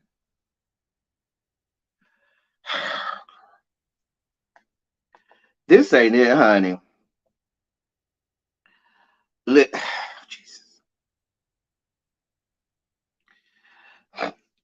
Well, technically, your mama's name is Jackson. Your last name is Wright. I'm sorry. Even though your mama's last name is Jackson. But Erica, whatever you going by, Erika, as I used to call her back in the day, you can't be picking fights with these delusional people. They are like fucking rabid dogs. They will hunt you down in cold blood. I don't want that tomorrow that I got to go through a whole nother rest in peace and we dealing with you, your son, Andre 3000, and anybody else associated with you. Okay? Girl, you can't be playing with these people like this. These people are crazy. God. Can't be playing with these people. Oh. Just saying.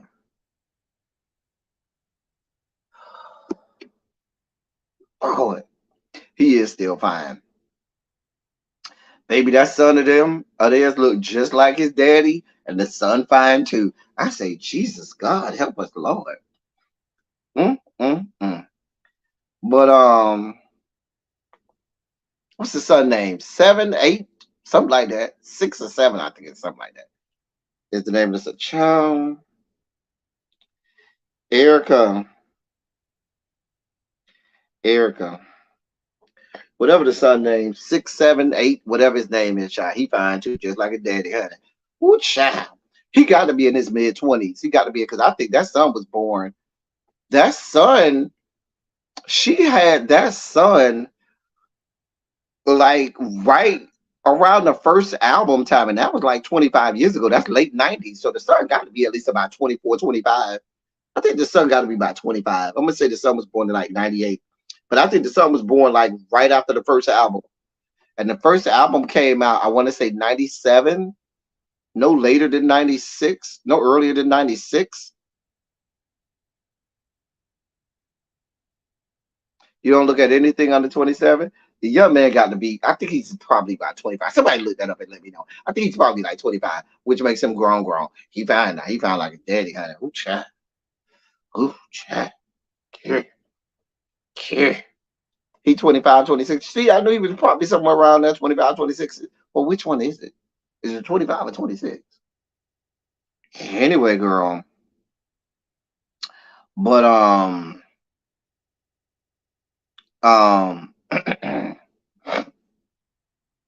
I'm just saying. Care. But Erica, your cheering, Andre 3000, your other baby daddy, who we don't even know who he is, and any and everybody associated with you, it's gonna be killed off. These people are sick, twisted rabbit dog. They might kill Jill Scott just because she had a versus with you and is connected to you some kind of way. Girl, what are you doing?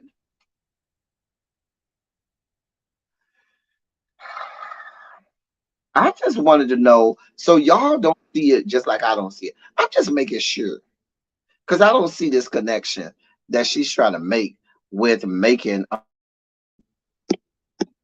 it like these two hats, and she's imitating you. But girl, I guess, honey, Erica, you child. In other news, this could have been in our sugar spike moment, but I don't want to make it spiky. I'm concerned. This is a story of concern. So LeBron James is in the news. And why is LeBron James in the news? He looked like the artist Basquiat. Erica just back cereal coochie candle. She do got candles that smell like her huge. Girl, Erica, I don't want to be smelling that. So LeBron, hey, lovely 31 Blueprint. LeBron James is in the news. So y'all know some years ago, maybe about 3, 4 years ago, this was before the pandemic. I know it was before the pandemic.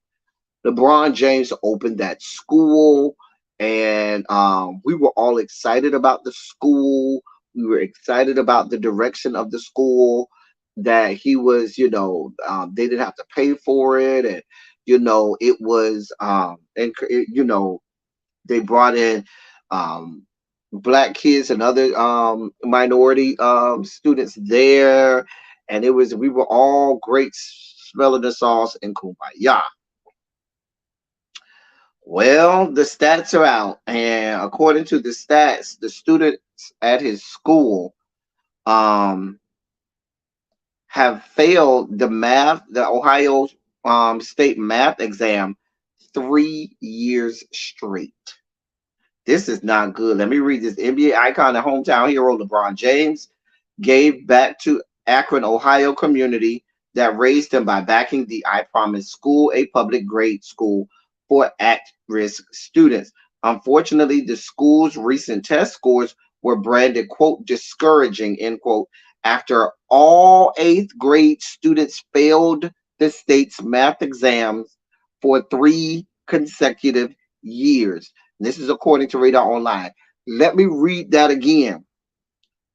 Unfortunately, the school's recent test scores were branded discouraging after all eighth grade students failed the state's math exam for 3 consecutive years. All of them, 3 years in a row. First of all of them failing 1 year in a row is threat level red, DEFCON 5. 3 years in a row? You need to be going down there, LeBron. Let me finish the story. Let me keep reading. The school opened in 2018 as a part of the Akron public school system with financial support from the LeBron James Foundation.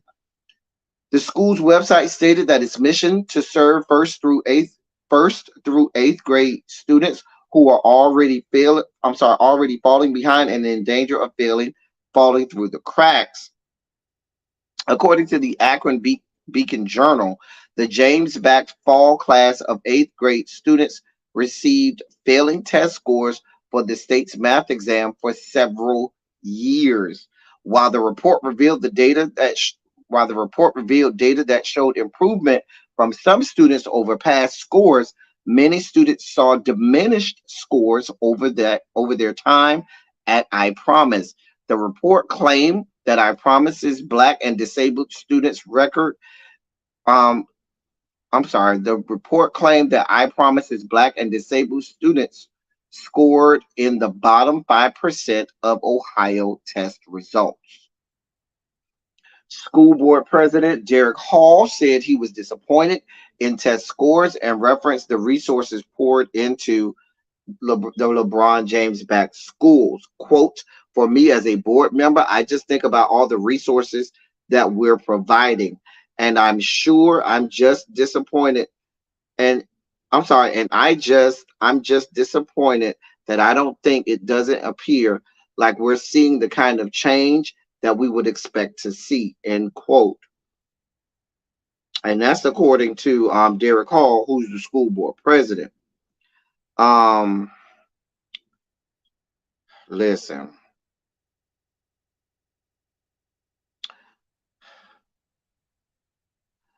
Despite the report's focus on the eighth grade cohort's math scores, the data showed that significant improvement was happening in other subjects. The report showed that students transitioning from 4th to 5th grade saw reading proficiency increase from 6% to 13%. That being stated, 6th grade students in 2022 had a reading proficiency of 2% compared to 7% in the previous grade. Listen. Let's go back to these math scores. Damn all that.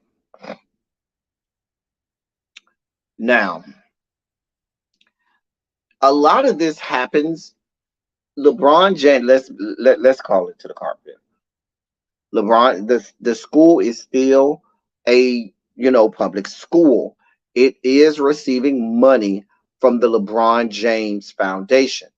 Now, the school was already in place. LeBron did not found the school. What LeBron did was he poured resources into one class of students, which is they're now in 8th grade. They started, I believe, I want to say they started in like 2nd or 3rd grade, but his foundation poured resources in it, and they were specifically working with one class of 8th graders at this I Promise school. And so he attached his name to the I Promise school. Similar to, if you know the rapper Pitbull, he attached himself to a school in Miami called SLAM, which is Sports Leadership and Management school. And he put his name all over it. But what happened, and his foundation put money into it, but what happens is after these people do the photo op and put their money behind it, they never go back and check. They never walk the halls throughout the project. They may do it that first time for the photo opportunity and for the press, but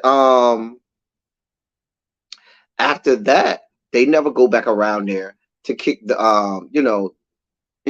kick the doors and stuff like that, or see what's going on to assess the improvements of these students and stuff like that. It's great for a press opportunity. But when things like this come back in the wash, now you look like, okay, what are you doing? Even the superintendent say, listen, we putting a lot of money into that school because I told you it's a public school.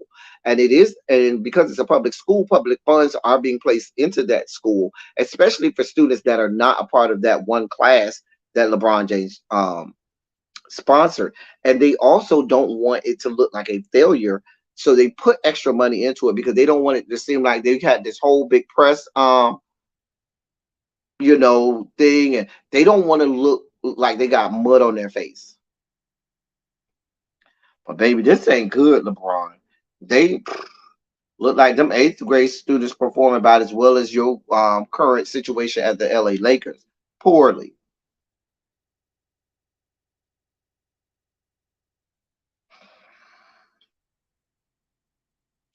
It's time for an overhaul. It's time for a complete overhaul. You fire everybody. You fire everybody involved. All whatever resources you were doing before, clearly they were not working. I'm not saying the resources themselves weren't working, but the application and implementation of said resources is not working. And so somebody need to go in there and clean house. Go to fuck in there and clean some goddamn house. LeBron James, your name is all over this. And you should have people who down there at the LeBron James Foundation is in charge of checking up on this whole program that y'all are spending money. Y'all spent a lot of money on this program. Nobody from the LeBron James Foundation is going down there to check and see, make sure that this was a good investment, making sure that you did the right thing and all of that good stuff. Who the fuck is down there making sure that you're spending your money wisely? Because clearly this is not a good investment of money if every single 8th grader that you sponsored is failing the exam every single year. Child, they can send me down there Volvo, but they're gonna have to pay me some good money, honey. Baby, they got money. So I'll listen, LeBron, call me. I am well versed in education. I will go down there and it will not be nothing nice. But you're gonna get results. Them kids gonna pass. I mean, for nobody to pass, what are y'all doing down there? Like literally, what are y'all doing down there? I don't know about that, Chris, because if this is math, in most states, they test for English or reading and math every year until they get to like 10th grade, when you get to the graduation, which have some years, some states it's 11th grade, some states it's 10th grade for graduation requirement. So they'll be taking math until they get to that graduation requirement year. And then after that, they don't have to take it anymore. Math is tested every single year in most states.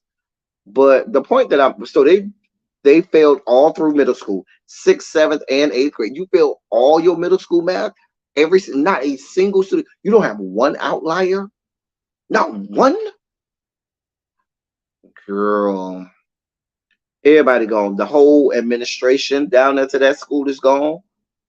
And we clean the house. Whole overhaul. Entire overhaul. Now, I know these are students that were at risk of failing and all of those different things. But even a lot of students that are at risk of failing, many of them, it's not that they aren't bright or they aren't capable, but many of them, they have behavioral situations. Or if they are considered on the spectrum, a lot of them, it is because of behavior, not necessarily physical or mental impairment. The mental impairment they have is with their behavior. So the point that I'm making is this: y'all don't have if y'all pouring all of these resources into the school, where's the accountability with the faculty there that's supposed to be used to working with this type of student to provide them with the necessary resources? Baby, fire everybody. Now, if they pay me to write the money talks, LeBron, I can help you out. Send me over there. I can help you out. I need my relocation fee paid for. I need, a good salary. Now, I ain't gonna say it on screen, but we can talk about this behind screen. but I need compensation. And you give and listen, give me the okay to be unconventional. Now we ain't gonna break no rules or no laws. We're gonna go in there and we're gonna do some unconventional things and we're gonna clean out. Just saying. Come talk to me, LeBron. I got you. Got you. Anyway, we about to get out here in a little bit. I got like 2 more stories. Cardi B is in the news. So y'all know the thing came out this weekend where Cardi B threw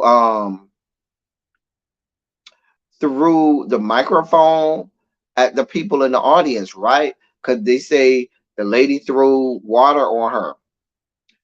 Now, we have found out that there was a reason she threw water on you, Cardi. There are already videos that have surfaced from the same said concert where Cardi was saying, it's hot. I need y'all to throw water on me because it's so hot out here. And people were literally throwing water on her, and she invited people to throw water on her. You hear her clearly on the mic. It's hot out here. I need water. Y'all throw water on her. You see the people throw the water on her, and then she bend over for them to throw more water on her. And that was on the other side of the stage. And so when she came back to the side of the other side of the stage, the lady probably thought, well, girl, you asked us to throw water on you, so I'm still throwing the water. So she threw the water on the lady, and so the lady threw water like she was asked to do. And now you want to throw a microphone at her. Throw Cardi B under the jail. I have no understanding for Cardi B.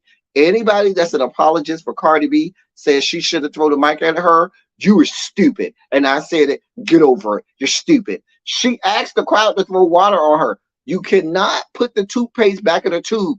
You can't start saying, oh, throw water on me. And then now all of a sudden when people throw water on you, then, you know, now all of a sudden you got a problem with it. And even if you do have a problem with it, there are ways to handle it.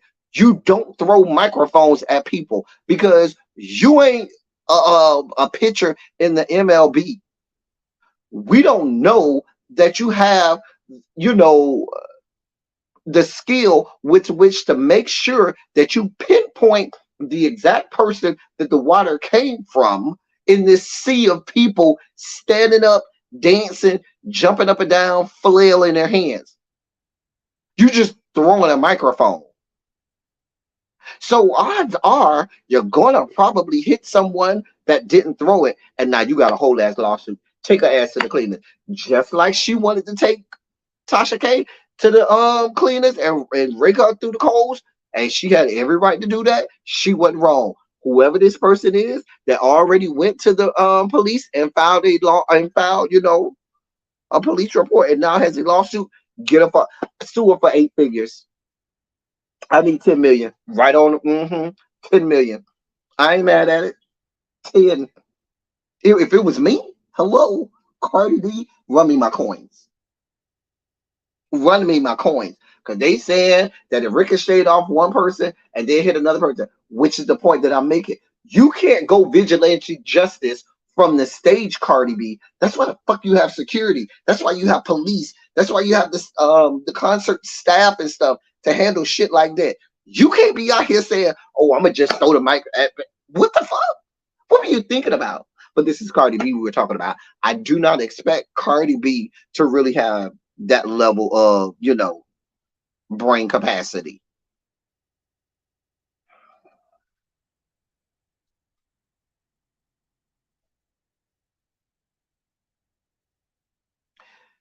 Even if Cardi B never asked nobody to throw water at her, okay? Even if the person was wrong, Cardi, you can't be throwing microphones in the goddamn crowd. And it's not a crowd where everybody's sitting down and you can see every face and you can pinpoint everyone. Even if you could pinpoint the person, we don't know that your accuracy and aim is that good when you're going to just hit that one person. If you look at the crowd, it's a whole bunch of people standing around, jumping up or down, flailing their arms, dancing all of that. You probably going to hit somebody else. And even if you hit me and I threw the water, baby, I'm still suing you. Now I could say, oh, it hit me in the head. I'm concussed. I have irreparable damage to my brain.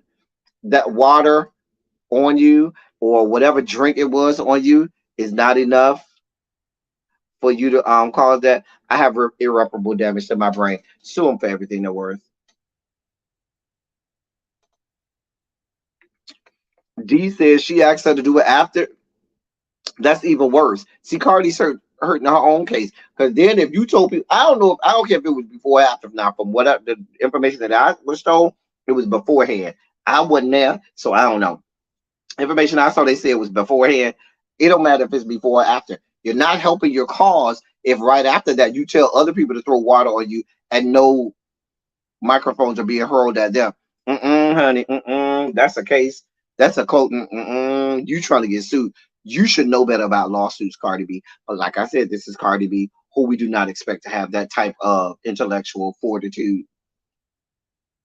I'm just saying. They're gonna take her to the cleaners. A good lawyer. Oh baby, she can. Oh yeah, mama about to get broke off. Cardi B, all of that Tasha K money, baby, that's gonna go to whoever this is that you just hit. Go ahead, they're gonna do you just like you do with Tasha K. Girl, run that woman her coins. Go ahead, go to that concert, honey. Pay me my coins. Run me my coins, honey. I ain't mad at it, honey. Baby, I'll be suing her for everything she's worth. Cardi, you do what at me? Oh yeah, girl, because I would have fell on the ground and been paralyzed. Went into convulsions. It wouldn't even hit me, baby. It would have went by me, and I would have fell on the ground and been paralyzed immediately. You know how I go by you, and, baby. I would have had a whole dramatic up appearance. Okay, baby, you're not making the same amount of money that you were making when you was over there in the Bronx and poor and stuff. You got money now, so you need to govern yourself accordingly. What's the whole point of having security staff and everything there if you ain't gonna use the money? You can't get yourself involved in that kind of foolishness. Honey. You cannot say, "Oh, I'm gonna be this rich girl now, and I got all this money," but still be trying to that be the problem with a lot of these rappers and entertainers and all of these people. They want to have the lifestyles of the rich and famous, but still behave like they broke as shit. You can't have it both ways, sweetheart. That's not how this works. You cannot have it both ways. I don't do Cardi. I don't do her at all. But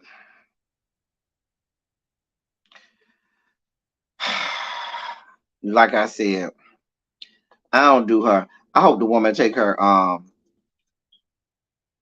I hope the woman take her to the cleaners. I do. Certainly do. I sure do. I ain't nothing personal. She never did nothing to me. I just hate that this woman always using the N word too. And mama, I ain't black. Let me shut up. Let me shut up. Y'all see it for her. Moving on. Girl, get your coins, honey. Young lady who's suing her, sue her for everything she's worth. Get your coins. Get all your coins. What's my last? A real quick story. Damar Hamlin. Remember the guy who had the who passed out on the play for the Buffalo Bill, passed out, had this whole situation where they didn't know if he was going to be paralyzed or not, or if he was going to live and stuff like that. Well, they say he's one step closer to maybe coming back. They said he went to practice at the Buffalo Bills camp and had on pads and everything. So he said that he's going to try and get back to after his cardiac arrest. He was going to try and get back to it. He has, but since January, he did get cleared to go back to football activities if he would like. So we saw him on the he went to practice today, had on pads and all. Now, did he participate in drills and all of that stuff? I don't know. I didn't see all of that. But he did go to practice.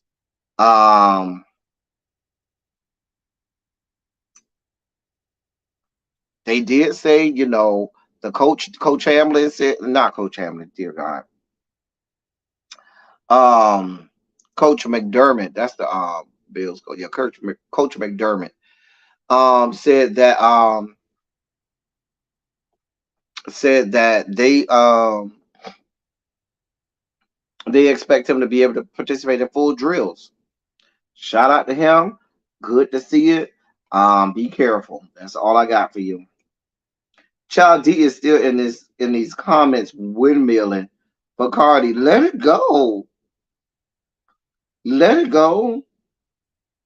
Please. The last story, and this one is laughable. Listen. Y'all's girl, Young Miami, is calling herself, now listen to this asinine shit. She's calling herself the Black Oprah.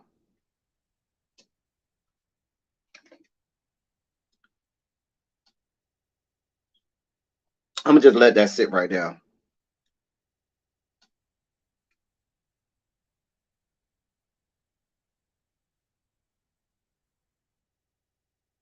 She called herself the Black Oprah.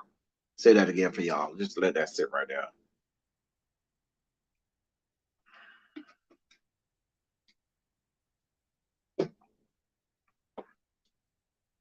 Girl. Baby, listen.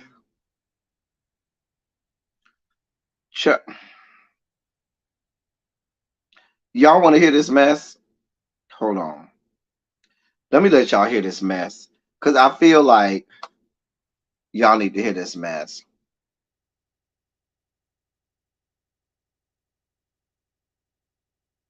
Y'all need to hear this mess. I'm going to address this in just a second, Xavier. Let me let the people hear this mess before I address that tomfoolery. Let me let y'all hear this stupidness. Hold on. Give me a second. I'm going to address that when we get done watching this.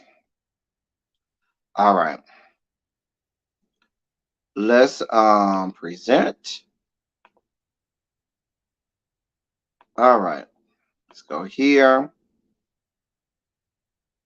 I'm the Black Oprah. Like, yeah, what happened? She black, and I'm just letting you know. So,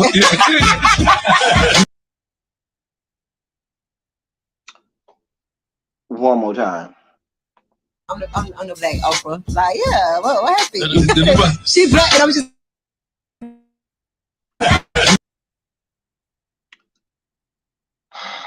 Let me read this real quick. Young Miami's brief talk show career has her now compare herself to Oprah, albeit the City Girls rapper is proclaiming herself to be the black version of the legendary journalist. Miami makes the puzzling proclamation on an upcoming episode of Drink Champs, and made it an even more confusing statement by acknowledging she knows Oprah is indeed a black woman. Last year, Miami shared the quote best hip hop platform award with Drink Champs for her Carisha Please series on Revolt TV, but she's only 10 episodes deep. I don't need to go no further. This is the problem I have with stupid ass Gen Zers. The fact that you believe your name belongs in the same sentence with Oprah, okay? And you only got 10 episodes. See, this is the disrespectful ass shit that I be talking about. This is the disrespectful ass shit. Let me tell you why this shit is disrespectful. Because if not for an Oprah, there's no such animal as Cardi B having the opportunity to have a goddamn raggedy ass episode that only got 10 episodes. Before we even knew Oprah, from Oprah having the Oprah Winfrey Show, she talks about after leaving Tennessee State University, where she went to Chicago and was on the morning news and was getting paid a fraction of the salary. She said she was getting paid less than a tenth of the salary of the same person that was on set with her. Please be clear. She talks about the racism that she had to endure. The fact that they talked about her hair, the fact that they talked about her skin tone, the fact that they talked about the fact that she had to code switch. See, when you start to make stupid ass asinine statements, calling yourself the Black Oprah, not understanding that you don't even have the opportunity to do what you did without her, that would be like somebody said, "Oh, I'm the Black Martin Luther King. I'm the Black Rosa Parks, or I'm the Black Harriet Tubman." And you ain't did a goddamn thing.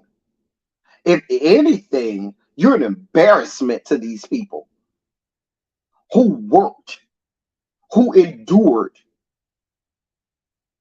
a whole lot of shit that you probably couldn't even dream of enduring. You over here making millions of dollars being a fucking ass clown and a buffoon, and this woman was barely scraping to get by and was doing real, credible journalism. She's a billionaire now, and you look at Oprah. See, all of these kids that don't want to learn history, look at Oprah at the mountaintop of being a billionaire. You did not see the journey that it took to get to the mountaintop. You only see people in their glory. You don't know the hurdles, the obstacles, and everything that had to be endured in order for her to have the platform that in order for you to even reference her name. Nobody's going to ever reference they're the next Young Miami nothing. Please be clear.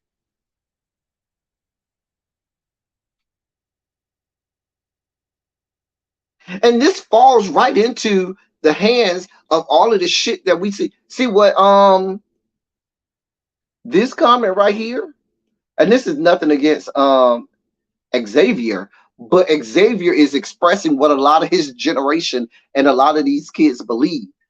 This type of sentiment and these types of notions are why some of these kids could give a damn about what's going on in Florida with Governor DeSantis rewriting and changing history, because they want no parts of learning history. They do it themselves. They rewrite and alter and have a revisionist history of their own.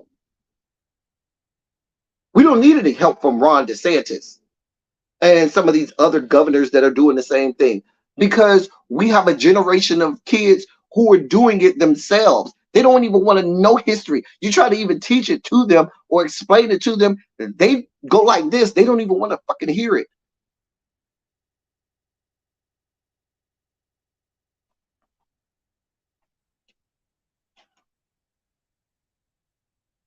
Statements like this are a disgrace to our entire community. A disgrace to our entire community.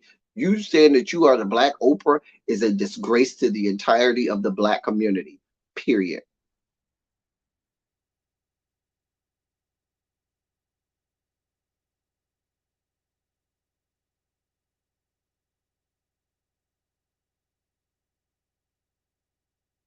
I mean, this is a complete. You even consider, first of all, Oprah went to school, studied journalism. She went to school. She is credentialed. The woman paid her dues. The woman got a talk show after paying her dues for many years.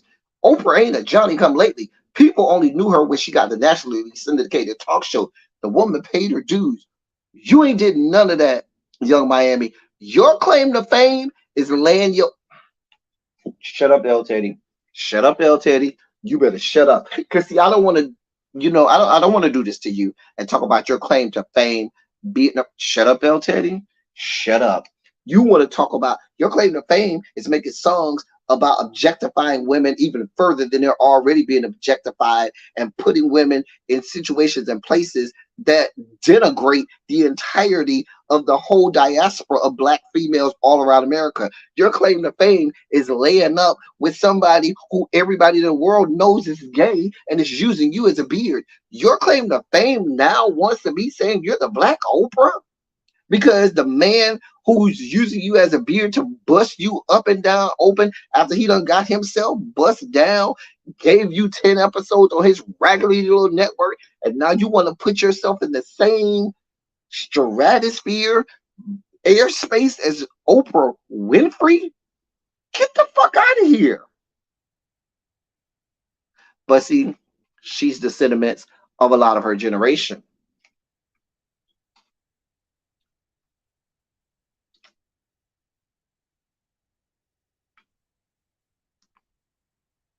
She's the sentiment of a lot of her generation.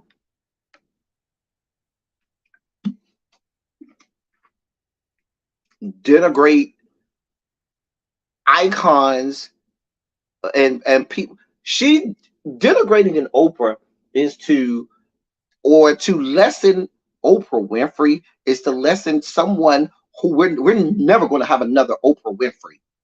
There's not going to be another Oprah Winfrey because there was Oprah Winfrey first. And anybody that comes after Oprah Winfrey, Oprah already opened the door for you.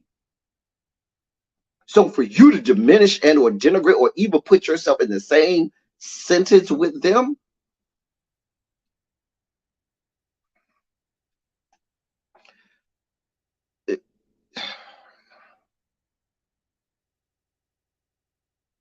see, I have no use for the young Miamis of the world because I know I grew up around women like the young Miami. See, young Miami is from Miami.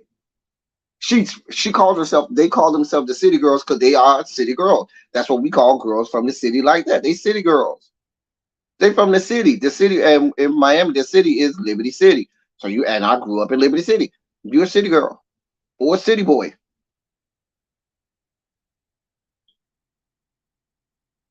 They don't want to know any better. They don't want to do any better. And now she's made a career off of idiocy, buffoonery, and denigration. Your claim to fame could be setting black women back decades. And the sad part is, I would love to say nobody wants to be like young Miami, but that's not true. There are so many young girls that probably want to do like young Miami and emulate her and her level brand of fuck shit and fuckery. A mess.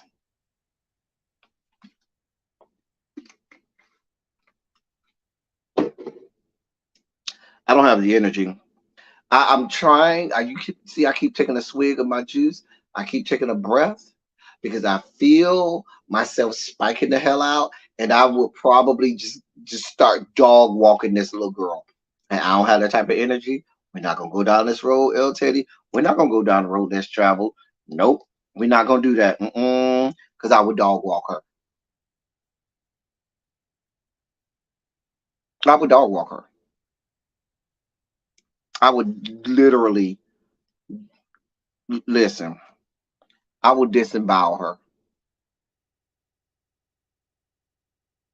Like the level of evisceration that would happen. So I'm gonna just keep it moving. I'm just gonna keep it moving and say we about to get up off here. We've been on here over 2 hours, y'all. We about to get up off here. Listen, I don't have the energy. I don't have the energy. But I thought y'all needed to hear that because there are a whole lot of people who, hey, Mr. Pisces.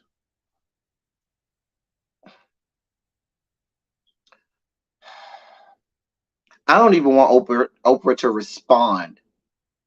Like, Oprah is way too better. Oprah is not even in the same stratosphere. She's not even in the same airspace as a young Miami. That's why there's so many people that have their problems or issues with Oprah, and you are more than happy to have that. You know what I'm saying? People, whatever. But this right here, this level of disrespect, we just not gonna do that. Certain things we just not gonna do. We just not gonna do that. You might say I don't care for Oprah. Oprah, fine. But what we're not gonna do is that right there.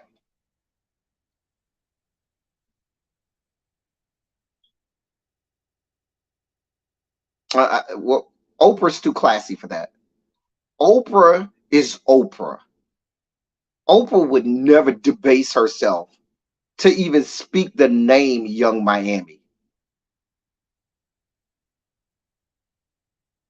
Oprah would never debase herself to even speak the name Young Miami. Like, girl, it's like, girl, who? What? Girl, I don't have this type of time. Girl, I'm a billionaire with a B. Girl, that I saw that and that pissed me all the way off. I was so pissed off. I said, girl, child, we covered all our stories today. Let me make sure. Check. Oh, it was one story that we ain't covered, but we ain't gotta cover it. It ain't that serious. Anyway, I'm about to get up out of here, y'all. Y'all put some shondos in the chat. We have had a great time today. Shout out to everybody in the chat. Shout out to everybody in the bushes, man. We have had a great time today. Okay. I'll be back tomorrow. I'm going, if you noticed, I went a little later today. I'll probably do it again tomorrow. Because Really B's not here. So give you somewhere to go, now you can go, find something to do is, so, but because Really B's out this week on vacation, we're gonna let her have a good break and vacation. She'll be back next week. So we'll go a little later this week than normal. So we'll be able to give y'all everything you need. Yes.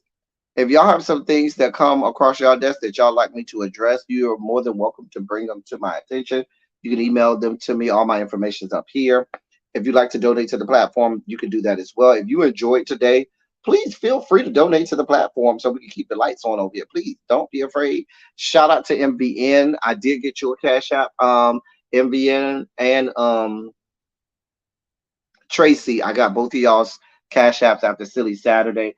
I certainly appreciate that. Thank y'all so much for your contributions to the channel.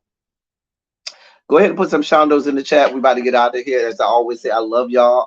Oh, before I do that, I am going to be a guest on Medusa's show today. She has a show on her channel. Let me see if I can find her. Let me put her link in the chat. Hold on. Yeah, let me put Medusa's channel in the chat. There's Medusa's channel.